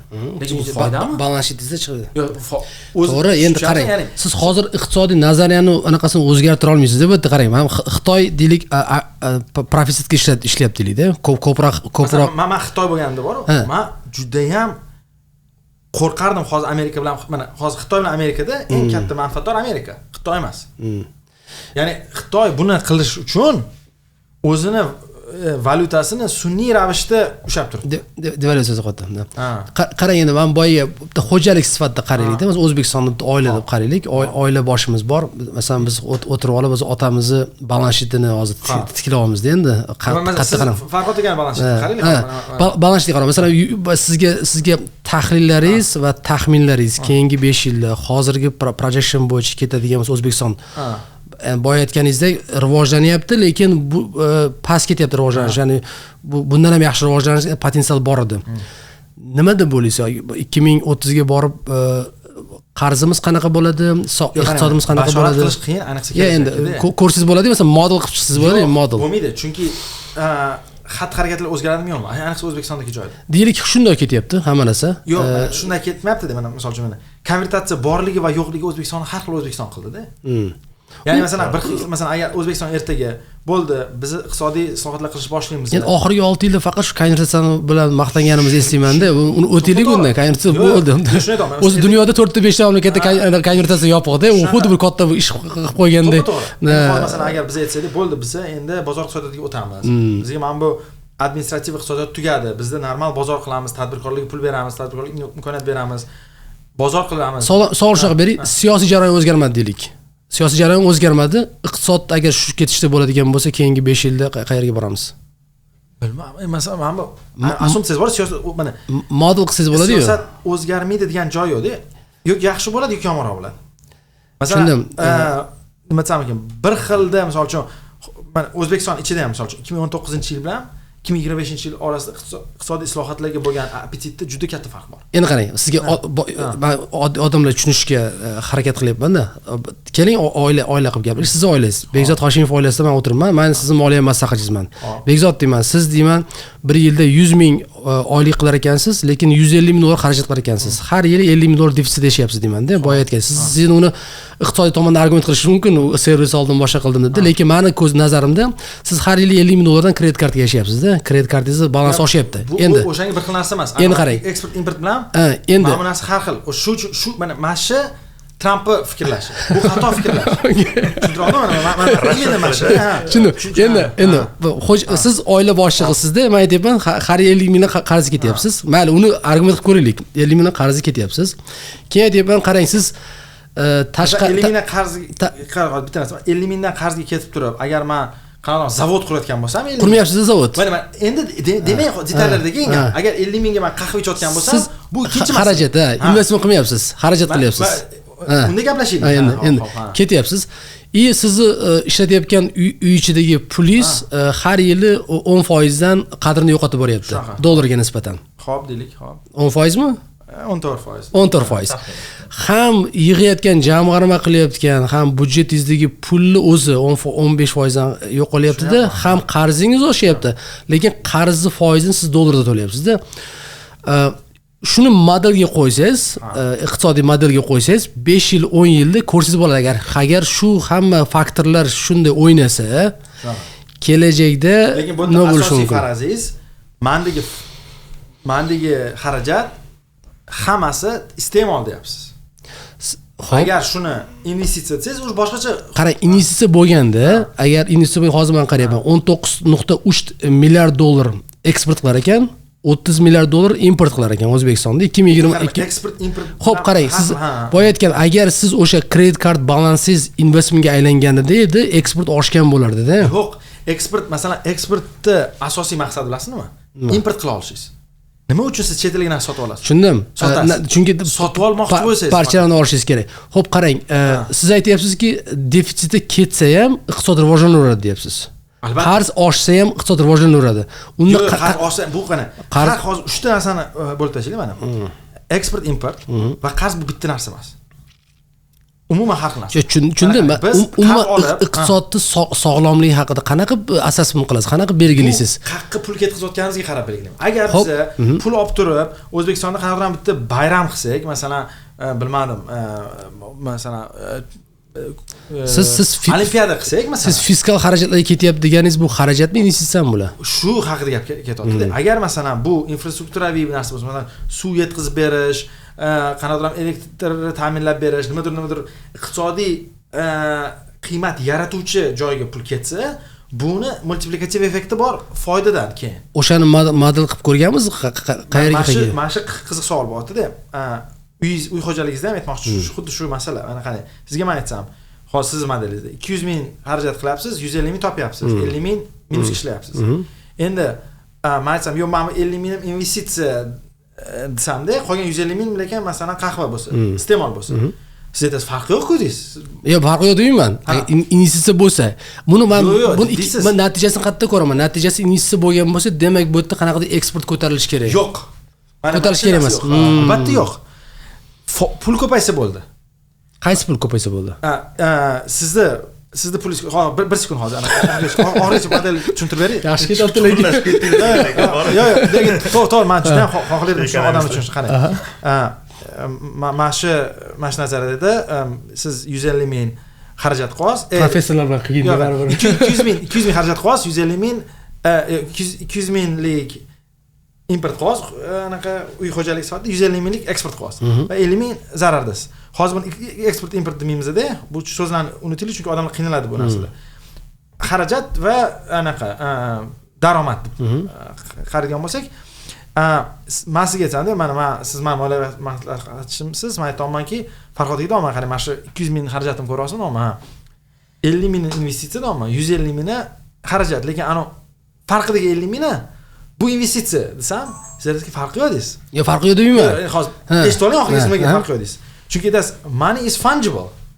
Ya'ni bu 50 mingmi, bu 50 mingmi farqi yo'q. Siz kamaytirishingiz kerak, chunki sizda Ani kredit kartangizni deylik, foizi juda baland deysiz menga. Qarang, siz balans sheetni bosh joyga tushadi-da unisi. Mana qarang, siz aytsangizki, qarang, meni yiliga $50,000 xarajatim bor. Yiliga $50,000 $10,000 ga kofega ketyapti, lekin $40,000 ni men inventory olaman desangiz, men aytamanki bu inventory boxga kiramanda uni. Men siz xarajatingizga kirmayman uni.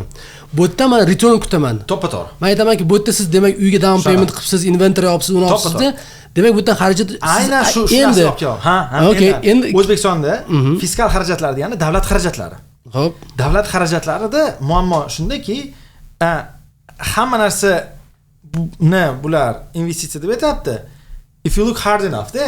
ichiga kirsangiz, Masalan, ichiga kirsangiz, bu yerda menda pretenziyam nimadan tashkil topgan? Bular investitsiya deb aytayotgan narsa haqiqatdagi investitsiya emas demoqchiman. Men shunga olib kelyapman. siz boya aytyapsizki, $40,000 men investitsiya qilyapman deyapsiz, lekin hammasi kofega ketyapti pul. Shunaqa deyapman, ha. Unda men bor farqotga investitsiya deb yozaman. Tushundingizmi? Unda uni model qilsa bo'ladi. Demak, agar shu bo'yicha ketadigan bo'lsa, qarz oshishini model qilasiz, yalpi ichki mahsulot 5% dan ko'targan taqdiringizda ham inflyatsiyani hisobga olganingizga model qilganingizda 2030da bizning raqamimiz chiqib keladi.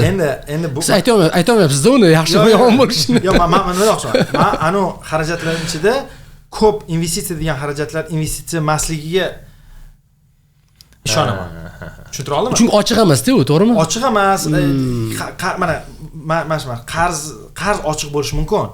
Lekin qarz orqali men investitsiya qilyapti-da, vaholanki. Lekin hozirgi tushumdan to'y qilyapti, misol uchun. Tushunamizmi? Mana qarang. Men kelyapman-da, bankka aytaman. Menga investitsiyaga pul berdingmi? Ha. Biznesim uchun pul beryapti-da. Biznes uchun pulni olib turib, haqiqatan deylik investitsiyaga tikyapman-da, lekin bankka hisobi qanaqa edi? Men boshqa oladigan daromadimni xuddi o'sha paytdagi ishlataman degan asumsiya bor. Lekin buni faqat partiyaga ishlatishni boshlasam, chunki men bu yerdan mana deylik, to'g'ri, boshdan hozir men tushuntiray. Bizdan kuzatib o'tirganda ko'ynanib ketdi. Nima deyapti biladimi? Mana yo'qotil o'rtada. Qarang. Soddaroq qilaylik. Men endi uy xo'jaligiga qiyoslagan sababi, masalan, uyda ota-ona bor, bola chaqa bor, bitta bola o'zicha iqtisod fakultetini bitirdi-da, o'tirib otasini balans sheetini analiz qildi. Balans sheet degani otamning qancha mulki bor, qancha xarajati bor, qancha daromadi bor. Shuni shunaqa sodda qilib tushuntirib beringki, umuman hozir masalan har xil xabarlar ko'ramizda. Masalan, ko'p O'zbekiston delegatsiyalar mana Jahon banki bizani rivojlanadi deyapti. Amerika 2% rivojlanyapti, biz O'zbekiston 5% rivojlanyapmiz. To'g'ri, lekin absolyut qiymatlarimiz kichkina endi o'shani siz soddaroq tilda biz rivojlanyapmizmi, rivojlanmayapmizmi aka? Masalan, ko'ndan ham qo'y, qiynab yubordingiz. Amerikada kishi boshiga daromad qancha? $60,000 mi masalan? 76,000. Yalpi ichki mahsulot per capita income. O'zbekiston 3,000 bo'libdi. Ha, qani 76,000 ni 2% necha pul? Hisoblaylik, 1% 14,000. 14,000. 15,000 dan sarf ko'proq. 2%. 20 qani 1,400. 1,400. 20% hisoblayapsiz. Anaqa moliya tashilib yo'qmi? Moliyachi sifatida sharmanda qilmanglar. 3,000 5% hisoblang. Okay. 3,000 5% $150. Amerika qanchaga so'tdi? 1,400 so'm. Biz 150 so'mga. Hop, endi bu nominal GDP nominal hisoblaysiz-ku, o'sishga bo'lganda per capita hisoblamaysiz-ku. Yo'q, endi masalan, o'rtacha o'zbekistonlik 1 yildan keyin qanchaga boyar ekan? $150 ga boyar ekan. Endi 3,000 dan boyish bilan boyayotganingiz 76,000 dan boyish farqi bor deyapsiz-da. 76,000 dan boyish ancha qiyinroq. To'g'ri aytasiz-da, to'g'ri. Yo'q, men 3,000 dan boyish juda oson. Ya'ni masalan, Xitoy yoki shu kabi mamlakatlarni qarasangiz, masalan, Polsha kabi, masalan, 10 yil ichida 5-6% ketma-ket o'sish qilgan natijasida boshqacha darajaga chiqib qoldi. Siz tushundim. Sizni pointingiz bu yerda O'zbekiston $3,000 per capita income bilan 5% ko'tarilgani bilan bu yoqqa borib bo'lmaydi. Bu ko'tarilish kerak. Ketma-ket va masalan 8% dan oshish kerak 10 yil. Shunda qachondir Qozog'istonga yeta olamiz, 30 yilda, misol uchun. U to'g'ri. Men ham hisoblab chiqdim. Anaqa nomerlarni qo'yib chiqdimda, Qozog'iston hozir qanaqa 300-400 milliard ekan. Endi kishi boshiga bir 5-6 barobar boyroqda. 12,000-13,000 o'sha paytda siz gaplashgan. Undan keyin men umuman markaziy Osiyoning umuman ichiga kirmay qoldim. Shuni aytmoqchiman, ya'ni biz shu darajada kambag'almizki, ya'ni 6 barobarga daromadimiz oshsa, har bir o'zbekistonlikni keyin Qozog'istonga yetib boramiz. Endi qarang, buni bildik. biz rivojlanmayapmiz ekan unda. Sizni rivojlanmayapmiz degan so'z ham noto'g'ri. 5% o'sish normal o'sish, lekin ikkita narsa bor. Birinchisi 5% kishi boshiga o'sish bu bitta narsa. 5% nominalda o'sish boshqa, chunki O'zbekistonda aholi ham o'syapti-da, shuning uchun o'sadigan aholida o'sish hamma biladi, misol uchun. O'sadigan aholida per capita income tushib ketish kerak o'zi. Yo'q, qani. Chunki nimaga tushib ketish? Yalpi ichki mahsulotda 100 milliardni hozir agar 30 millionga, 34 million aholiga bo'layotgan bo'lsangiz, emas, lekin o'sadigan aholi ular ham ko'proq ekonomik output qiladi, ular ham. Tushunarli. Endi anaqaga kelaylik. Men endi O'zbekistonga kirganda sababi nima edi? Chunki ko'p men xohlardimki, rosa soda sizni masalan O'zbekonomics'i Botir bilan qiladigan podkastingizni ko'ramanda, sal iqtisodda aloqasi bo'lgan odam sifatida tushunaman. Lekin men o'ylamayman sizni bu auditoriyasi uni o'tirib tushunayotganida.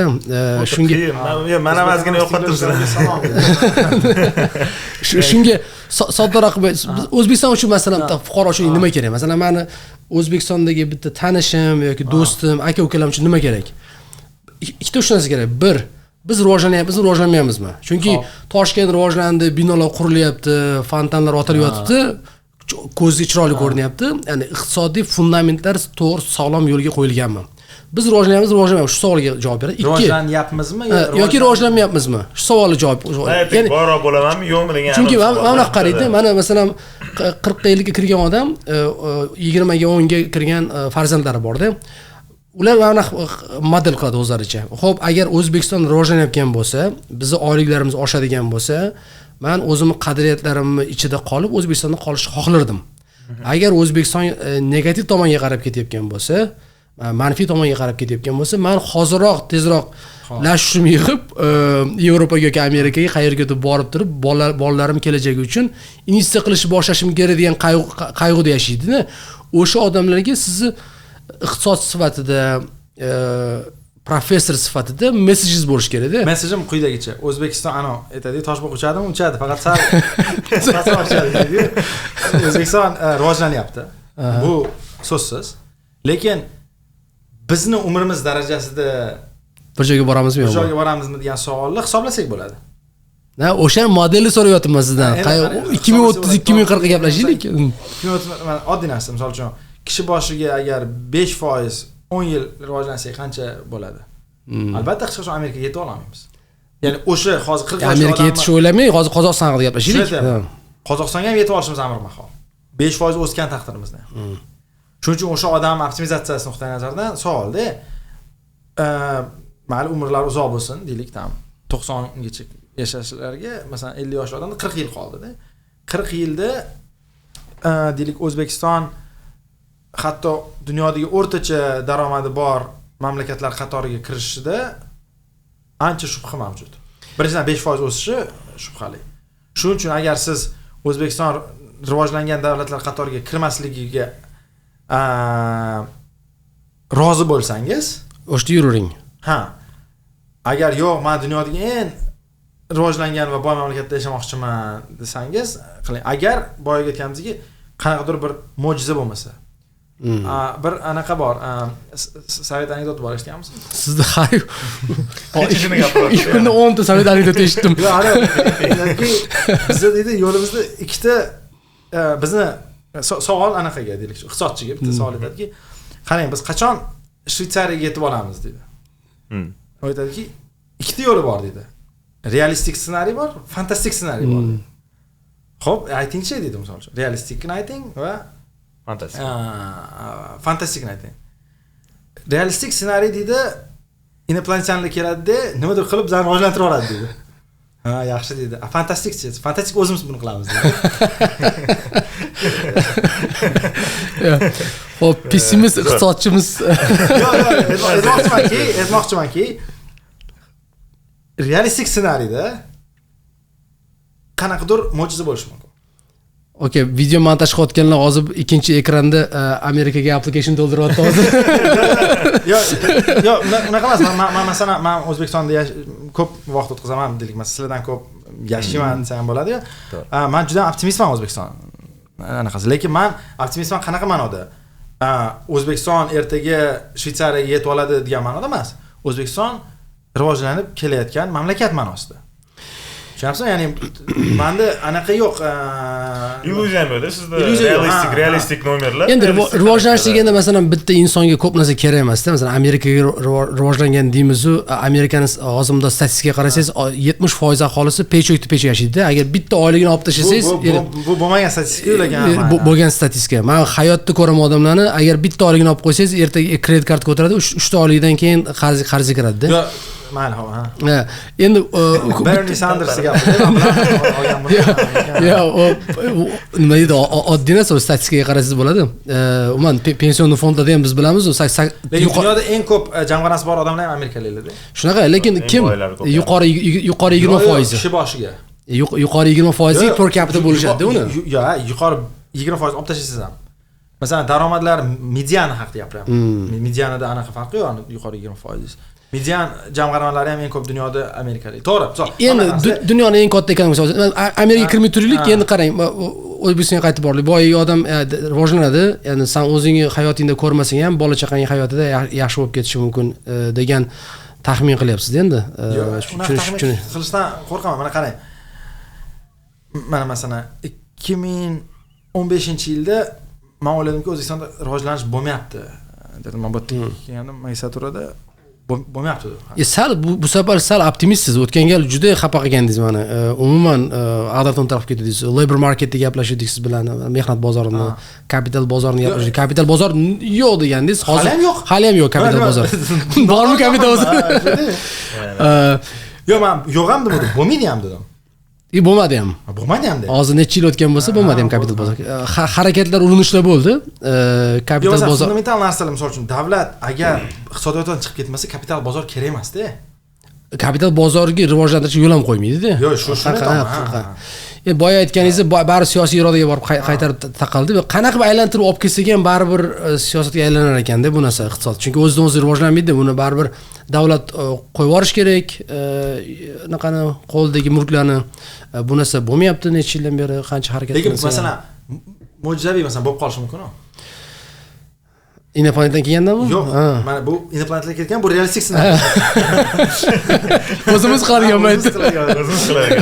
Menda bitta savol bor-da. Mana o'zimni o'rtog'im so'rang, bu haqida gapirgansiz, o'sha tashqi savdo tashkilotiga kirish haqida jiddiy hozir aniq qilishyapti-yu, qaror qilishyapti-yu. Jahon savdo tashkiloti. Jahon savdo tashkiloti, to'g'ri. Endi meni bitta o'rtog'im bor. U biznesmen, tekstilni biznes qiladi O'zbekistonda. O'zbekiston bo'yicha ishlaydi, tashqariga eksport qilmaydi. Shunaqa. O'sha biznesmen qo'rqish kerakmi bundan? Bilmayman. Uni bilmaysiz? Chunki masalan Jahon savdo tashkilotiga kirish afsuski savdo erkinlashadi degani emas. Afsuski bizni muzokarachilarimiz ham ko'p bojlarni qolishini muzokara qilyapti. Afsuski dunyo uchun biz shunchalik kichik bir mamlakat bo'lganimiz uchun ko'p mamlakatlar talab ham qilmaydi bojlarimizni kamaytirishni. Shuning uchun aytolmayman. Lekin masalan tekstil industriyasini bilaman, O'zbekistonda juda ham ko'p eksport qilinadi. Nisbatan raqobat baland industriya raqobat baland deganini o'zbek tiliga tarjimasi bu degani masalan baland raqobatda tirik qolsangiz, demak anaqa sizni muvaffaqiyatingizni sababi bu qanaqadir ham subsidiya, renta, bozor yopiqligi emas, haqiqiy bir sifatdan belgilanadi. Masalan, mana deylik O'zbekistonda deylik ommaviy ovqat bozori ochilishidan qo'rqmayman. Masalan, KFC kelib hamma ovqat bozorini yopib tashamadi. O'zbekcha fast foodlarni olib keldi, o'zbekcha anaqani olib keldi. Nima uchun? Chunki nihoyat raqobatli bozor edi. Hozir masalan McDonald's ham kirib ketsa, Starbucks ham kelsa, kofeda yutqizib qo'yadi bizani kafenelarga, balki. Xuddi shunaqa. U masalan deylik, balki bizani deylik Bon hali chetda ishlamasdir. Lekin masalan Bon bilan raqobatlash qiyin, Starbucksga ham jumladan. Shuning uchun men qo'rqmayman. Shuning uchun masalan tekstillar, lekin ko'p industriyalar bor, ko'p tashkilotlar bor. Ular ayniqsa davlat tashkilotlari deyman. Havo yo'llari. Ular misol uchun chet ellik aviakompaniyalar bizga kirishdan haqiqatan qo'rqadi va qo'rqqani uchun ham to'siq qo'yadi. Va to'g'ri qo'yadi, chunki ular kelsa, chet elliklar ularni bankrot qiladi. Chunki bunaqa yomon sifat yoki bunaqa yomon narxlar anaqa orqali ishlasada. Ani Xitoyliklarning kirib kelishi bir vahima bo'lib ketdi-ku, o'zingiz ham bo'yicha fikr berdingiz.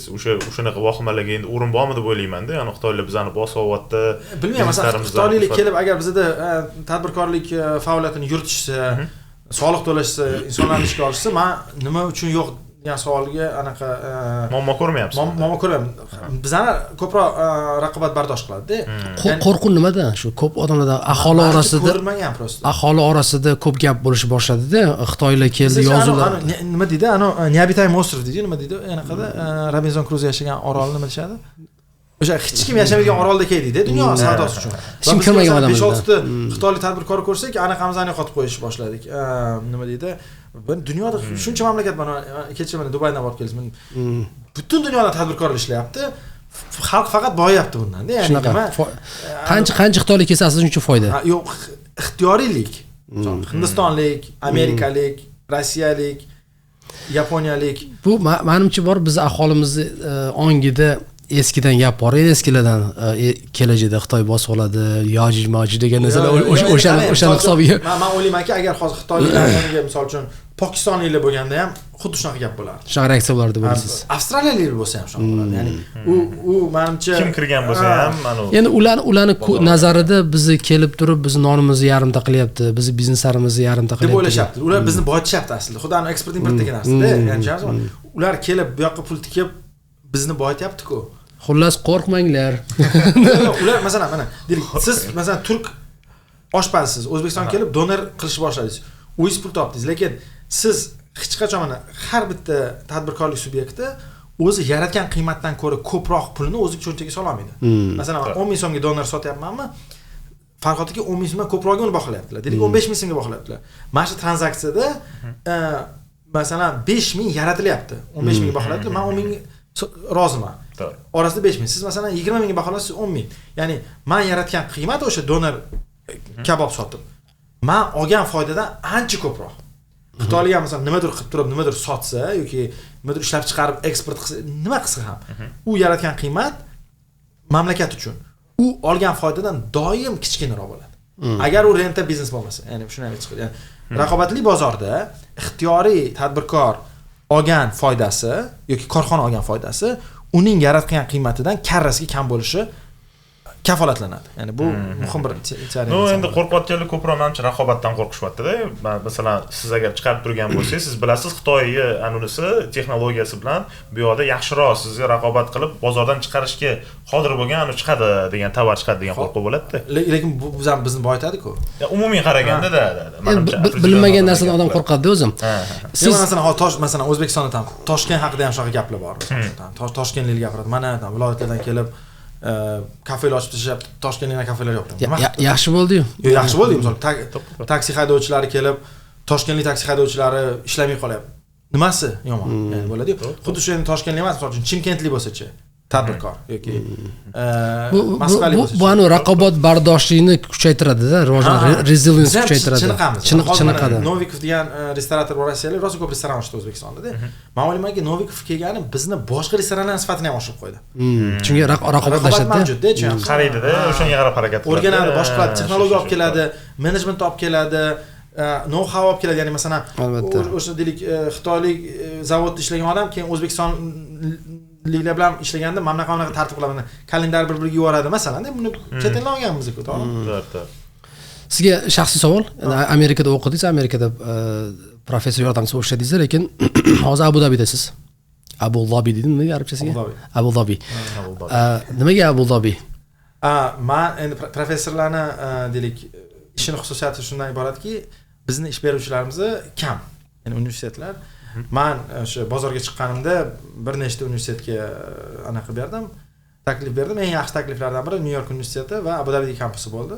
Shuning uchun bordim. Ya'ni yaxshi universitet bo'lgani uchun bordim. Abu Dhabi bo'lgani uchun emas, New York universiteti bo'lgani uchun. Endi gap ochig'i. Va nima shu sabablardan ya'ni u yerga ketdim. Ya'ni bu dunyodagi eng yaxshi universitetlardan biri. Qisqa qilib shu haqida gaplashsak-da, ya'ni Arab amirligini gaplashsak, men ham Dubayga bordim, siz bilan ko'rishadigan bo'ldik-ku.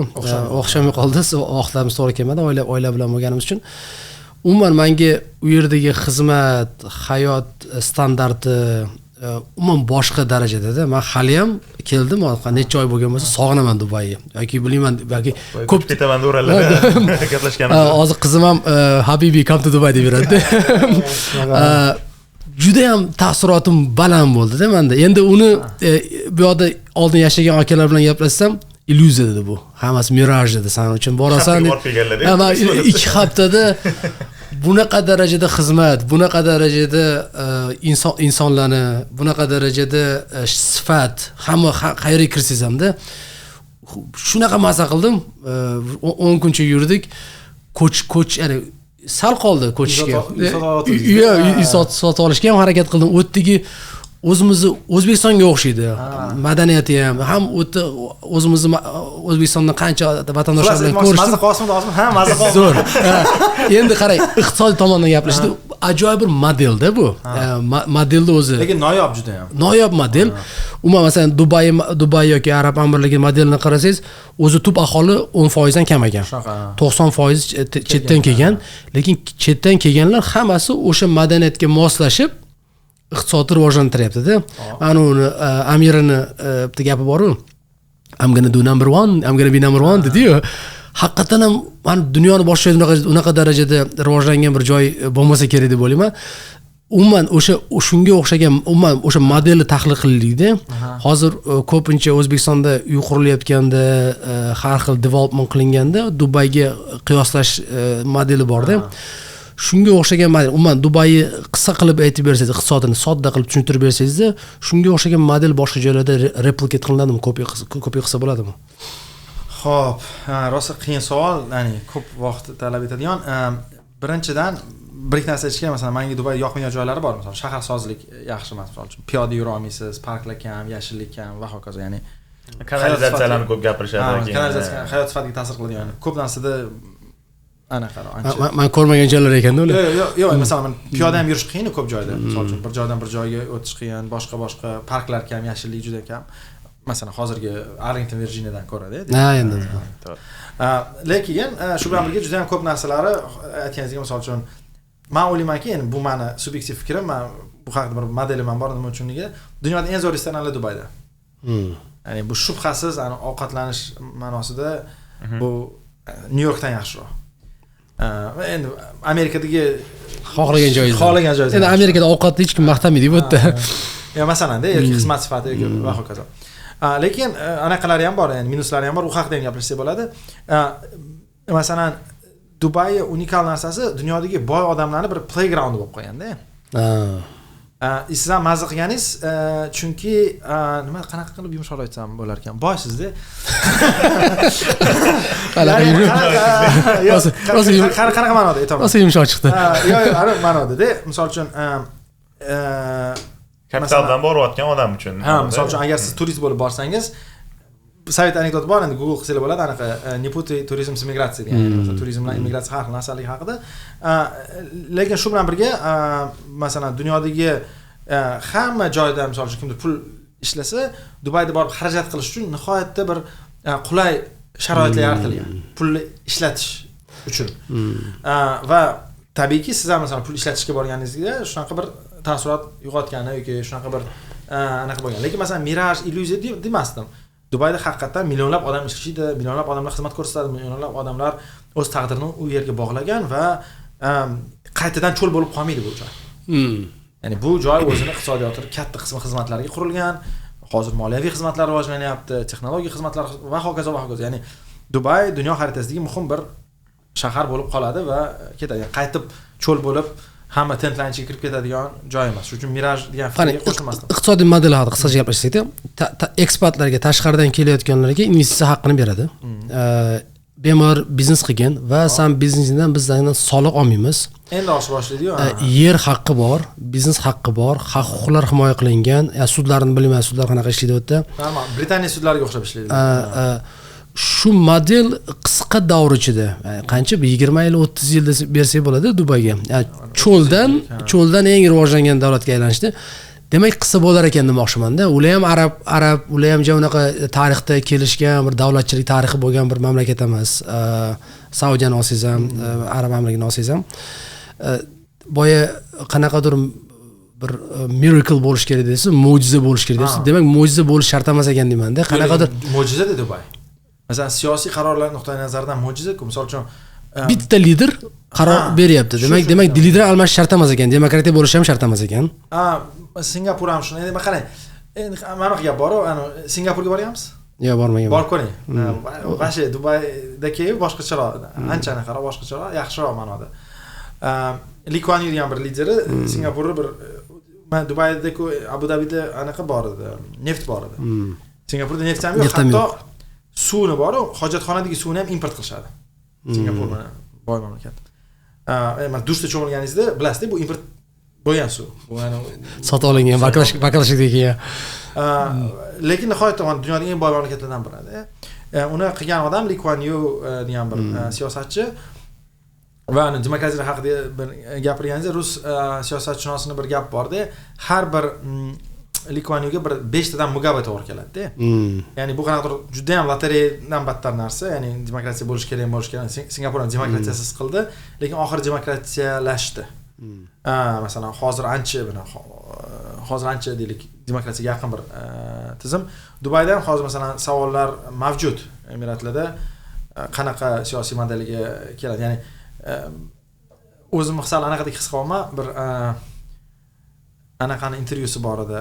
Qaysidir xitoylik siyosatchini anaqada Yevropada menimcha tashqi ishlar vaziri bo'lgan, o'shanda Fransuz revolyutsiyasi haqida nima deb o'ylaysiz desa, it's too early to tell deganda. Ya'ni Fransuz inqilobi haqida fikringiz qanaqa desa, hali aytishga erta. Masalan, Xitoy sivilizatsion ma'nosida 1000 yillab, 5000 yilda. Masalan, 18-asrdagi gap shunaqa. Hali yoki Amerikan tarixi 200 yil hech nima tarix emas. Shunaqada, shuning uchun hali ya'ni uni gapi endi hazil omuz boshqa gapida, yo masalan Dubayga kelganda ham shu qism mavjud. Ya'ni barqarorlikni nima ta'minlab beradi? Qanday qilib masalan avlodlar o'zgaradi? Masalan, hozir Dubayda bolalar bor. Masalan, mantengi bolalar Dubayda katta bo'lishgan. Umrida o'z mamlakatiga bormagan. O'zini masalan Dubayli deb his qiladi, lekin masalan pasporti boshqacha. Masalan, shunaqa savollar ham mavjud-da. Bu savollar ko'tarilyapti. Men o'tdan qaytayotganda samolyotda shu narsani eslayman. Demokratik qadriyatlarga nisbatan shubha paydo bo'lishni boshladi menga. Nimaga? Amerikada masalan bitta metroga tushing, men o'tgan hafta anaqa edim, Nyu-Yorkda edim. Juda ham infrastruktura yomon-da. Tushundim, masalan, qani mamlakatda bitta narsani qaror olish qiyinligi demokratik qadriyatlarga bog'liq-da. Masalan, kongress o'rtaga kelish kerak, budjet qilish kerak. U yerda amir hamma narsa bo'ladi, budjet va bunaqa. Men o'tirgan hotelni hisoblab chiqdim-da. 400 ta xonali hotel ekan. Bir o'rtamon kechasini hisoblam, o'zbeklar hisoblaydi biron pulni. Qancha odam so'radim o'ttigilardan. U hotel, o'ta mehmonxona o'zini pulini chiqarish uchun 150 yil kerak ekanda. U mehmonxonani qurayotganda, amiri bu anaqasi bilan holding 150 ming yil ketadi. 150 yil ketadi. Pulni chiqarish uchun. Ya'naqa Zabil Saray. Zabil Saray 439 talik xonalik mehmonxona ekan. Zabil Saray. Men eshiklarini ko'ryapman, o'tga ketgan material, o'tga ketgan xarajatni ko'ryapman. Kuniga $200, $300 xarajatda, bir kechasiga. U pulni recover qilish keyin bunday qarab, uni egasi Dubai Holdings degani bor ekan. Jumayra Group. Jumayra Group 99% egasi akamiz ekan. U yerdan u return capital deb qaramaganda, Amerikada binolar unaqa chiroyli qurilmasligining sababi qancha xarajatni kam qilaman, materialni arzonini ishlataman, kapitalimni tezroq return qilaman deb modeldan qaraydi-da. Chunki bu umuman boshqa model-da, mana qarang. U yerda unaqa tez pulni aylantiraman masalasi yo'q-da. Yo'q. Mana masjidda mana boyga investitsiya haqida gapga taqiladi-da, mana. Ko'p narsani siz model ichida qarayapsiz-da, asl modeldan tashqarida qarang. Masalan, Burj Al Arabni sun'iy orol ustida qurishgan. Hozir Zabil Saray palma degan sun'iy orol ustida. Shunaqa. O'zi misol uchun yer yo'qligidan emas. U odamni chaqiradigan joy. Masalan, siz Zabil Sarayni deb kelasiz, keyin restoranda to'laysiz, samolyotga to'laysiz va hokazo shuni natijasida pul ishlaysiz. Masalan, kazinoda hamchi bilasizmi, restoranlar arzon bo'ladi. O'sha hisob qanaqa qilib restorandan pul qiladi desiz, kazinodan pul qiladi. Kazinodan pul qiladi. Yoki xuddi shunaqa misol uchun Las Vegasda hamchi mehmonxonalar juda arzon, sezgansiz? Tekin ba'zan tekin bo'ladi. Ba'zan tekin bo'ladi. Nima uchun? Mana ya'ni eksternaliyalar degan narsa bor. Har bitta misol uchun turist kelishi o'sha Zabil Sarayni debmi, qanaqadir chiroyli bir masalan bir anaqa masalan mana anaqa Burj Khalifa uchun masalan Louvre borda, nechidir milliard dollarga qurishgan. Ya'ni hozir 150 yilda u umuman masalan qachondir ham o'zini oqlaydi degan savol mavjud. O'sha butun Saadiyat orolida hozir mana Guggenheim qurilyapti, 5-6 ta muzeylar. Ularni qurishdan maqsad uni mana shu muzey o'zini o'zi oqlab pul chiqaradigan bo'lsa, bileti $1000 sotish kerak edi. Masalan, qanaqa ma'noda. Shu uchun ma'no nima? Louvre'ni deb siz kelasiz, u yerda qahva ichasiz, bu yerda turasiz, samolyotni olasiz. Ya'ni umumiy pul qilish uchun. Keyin mana shu anchor deydi, masalan, muhim bir obyektlar boshqa obyektlarni chaqiradi. Masalan, Louvre'ni deb mehmonxona qurilyapti. Masalan, tushunasizmi? Masalan, Palma deb Menimcha Zabil Saray xarajati Palmani ichiga kirib ketgan. Shunaqa infrastrukturani qilgandan keyin turistlar bu infrastruktura. Mana Zabil Saray yoki Palm Jumeirah yoki Burjalara bu infratuzilma. Endi bu yerda masalan mehmonxona biznesida bo'lgan biznesmenlar bor. Ularga unaqa qarata olmaysizda. Men mehmonxonani quraman, masalan Miami'da mehmonxona quryapman. Men buni mehmonxonani o'zida ROI qilishim kerak, return for investment return qilishim kerak deb qaraydi-da. Shunga men qiyosladim. Nimaga Amerikada unaqa infrastruktura? Yo'q, lekin qarang, Amerikada mana qanaqasi, mana Miami'da, masalan, Parijda deylik, misol uchun. Parijda deylik, o'sha bir interkontinental hayot quradi. Eiffel bashni mavjud-da, o'sha uchun qurilyapti. Bu masalan Parij shahri deb-da. Shaharlarning boshida misol uchun qiziq bo'lish uchun qilish kerak. Masalan, hozirgi Dubayda bunaqa narsaga talab kamroq. Hozir yangi kimdir Dubay qilmoqchi bo'lsa, nimadir bilan dunyoni lol qoldirish kerak. Masalan, siz Dubayga bormasdingiz agar u yerda lol qoldiradigan narsalar bo'lmasa, lekin qanaqadir etapga kelib, masalan, hozirgi etapda bu shart emas. Shuning uchun masalan Abu Dhabi nima Louvre'ni qilyapti, boshqa qilyapti. Savol tug'ilyapti, odamlar nima uchun Dubaydan Abu Dhabiga kelish kerak degan savol. Ya'ni masalan, shu Ferrari hozir Disney ochilyapti Abu Dhabida misol uchun. Ya'ni bu o'sha men endi savolim anaqa bo'lib ketdi. Savollar asosiy mag'zi shunday edi. Shunaqa model demak bor ekan. Bu biz endi xayolimizda rivojlangan davlatlar ko'pi demokratik qadriyatlarga asoslangani uchun o'ylagandim. Endi masalan qachondir diktatorlar baribir yiqilish kerak. Xitoy ham qanchalik rivojlanmasin. Men shunaqa e'tiqodda yurardim-da. Men e'tiqodim o'zgardi o'shandan keyin. Demakki, bitta lider 20 yil qolib bo'lsa ham bir mamlakatni rivojlantirsa bo'lar ekan. Aholi rozi. Yo'q, tushundim, lekin har bitta o'sha Lee Kuan Yewga 5 tadan Mugabe to'g'ri keladi. Bu juda ham bu riski kam, anaqasi kam deyapsiz. Buni chiqish unaqa liderlar chiqishi kam deyapsiz. Endi shunga o'xshagan modelni men o'zimcha o'ylagandim, agar demak shunaqa bo'lsa, O'zbekistonda ham xuddi shunaqa model, top down deydi-yu, tepadan pastga qarab buyruq asosida rivojlantirish modeli bo'ladigan bo'lsa, bunga o'xshagan modellar sinalgan va muvaffaqiyatli bo'lgan bo'lsa, demak bo'lsa kerak degan umidda. Juda ham noyob narsa-da, misol uchun nima desam ekan, riski unbounded deb bunaqa tizimlar.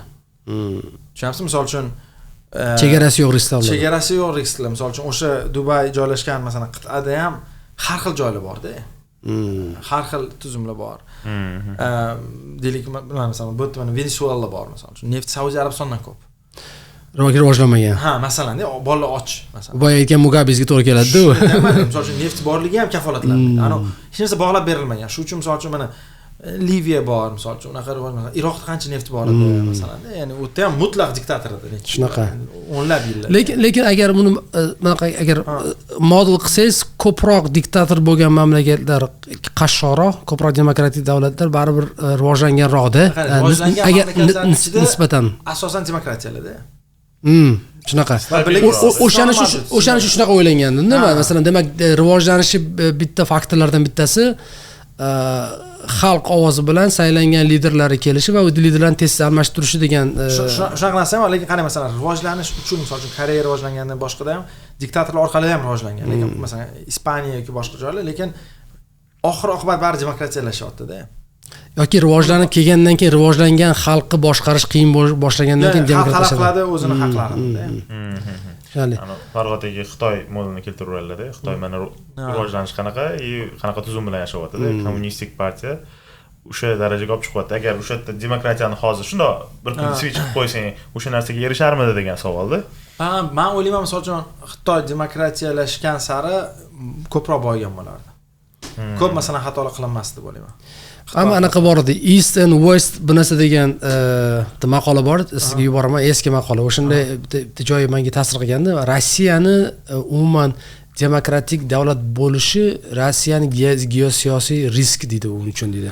Mana shunaqa qilib analiz qilganda, chunki deydi bunaqa ba'zi davlatlarda deydi demokratik qadriyatlar bilan boshqarish qiyin deydi. Uni madaniy faktorini hisobga oladi. Men qo'shilmasdim.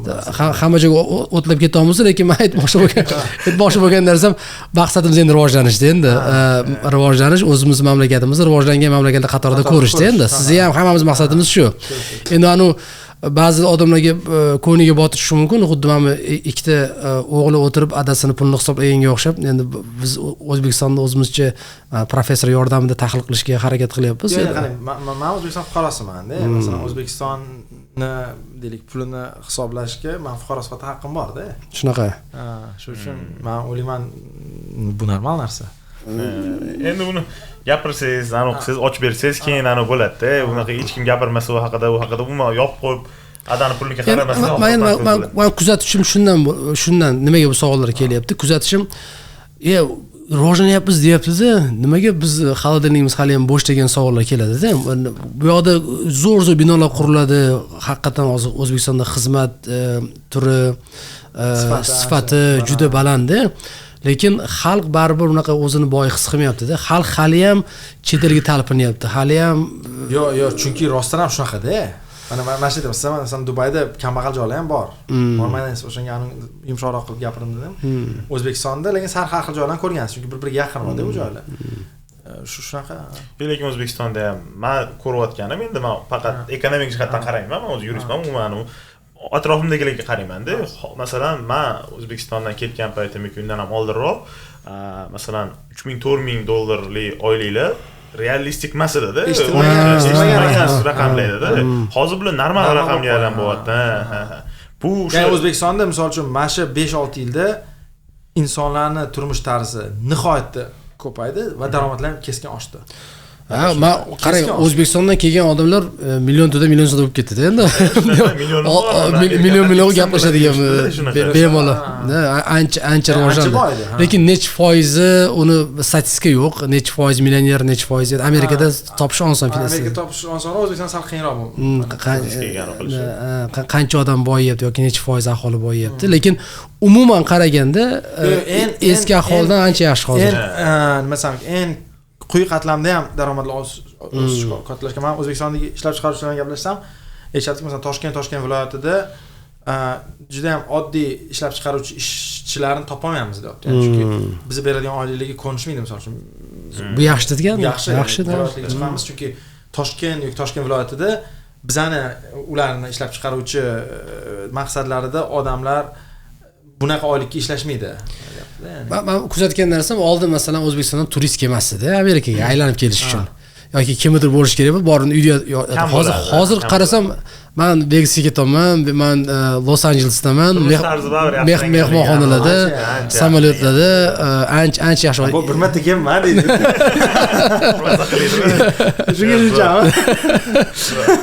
Shunaqa. Maza qildik Bekzod. Maza qildik. 2 soat gaplashdik. Rahmat. Endi kimdir Marsgacha eshitsa, ana deydi. Oxirigacha ham kelgan odamga Bekzod o'z telefon qiladi, bilishdi Telegramdan. Endi qisqartirib, chiroyli qilib montaj qilamiz. Qisqartiringlar, qo'yinglar. Chunki fikr ketma-ketligi buzilar ekan. Shunaqa qisqartganda. Chunki ko'pincha men gaplashayotganimiz, boy gaplashganimizda edi. Sizni men boy kecha aytgan gapingizni endi tushundim. Bizning gaplarimizda reels chiqmaydi deysiz-ku. Haqiqatan chiqmasa kerak reels.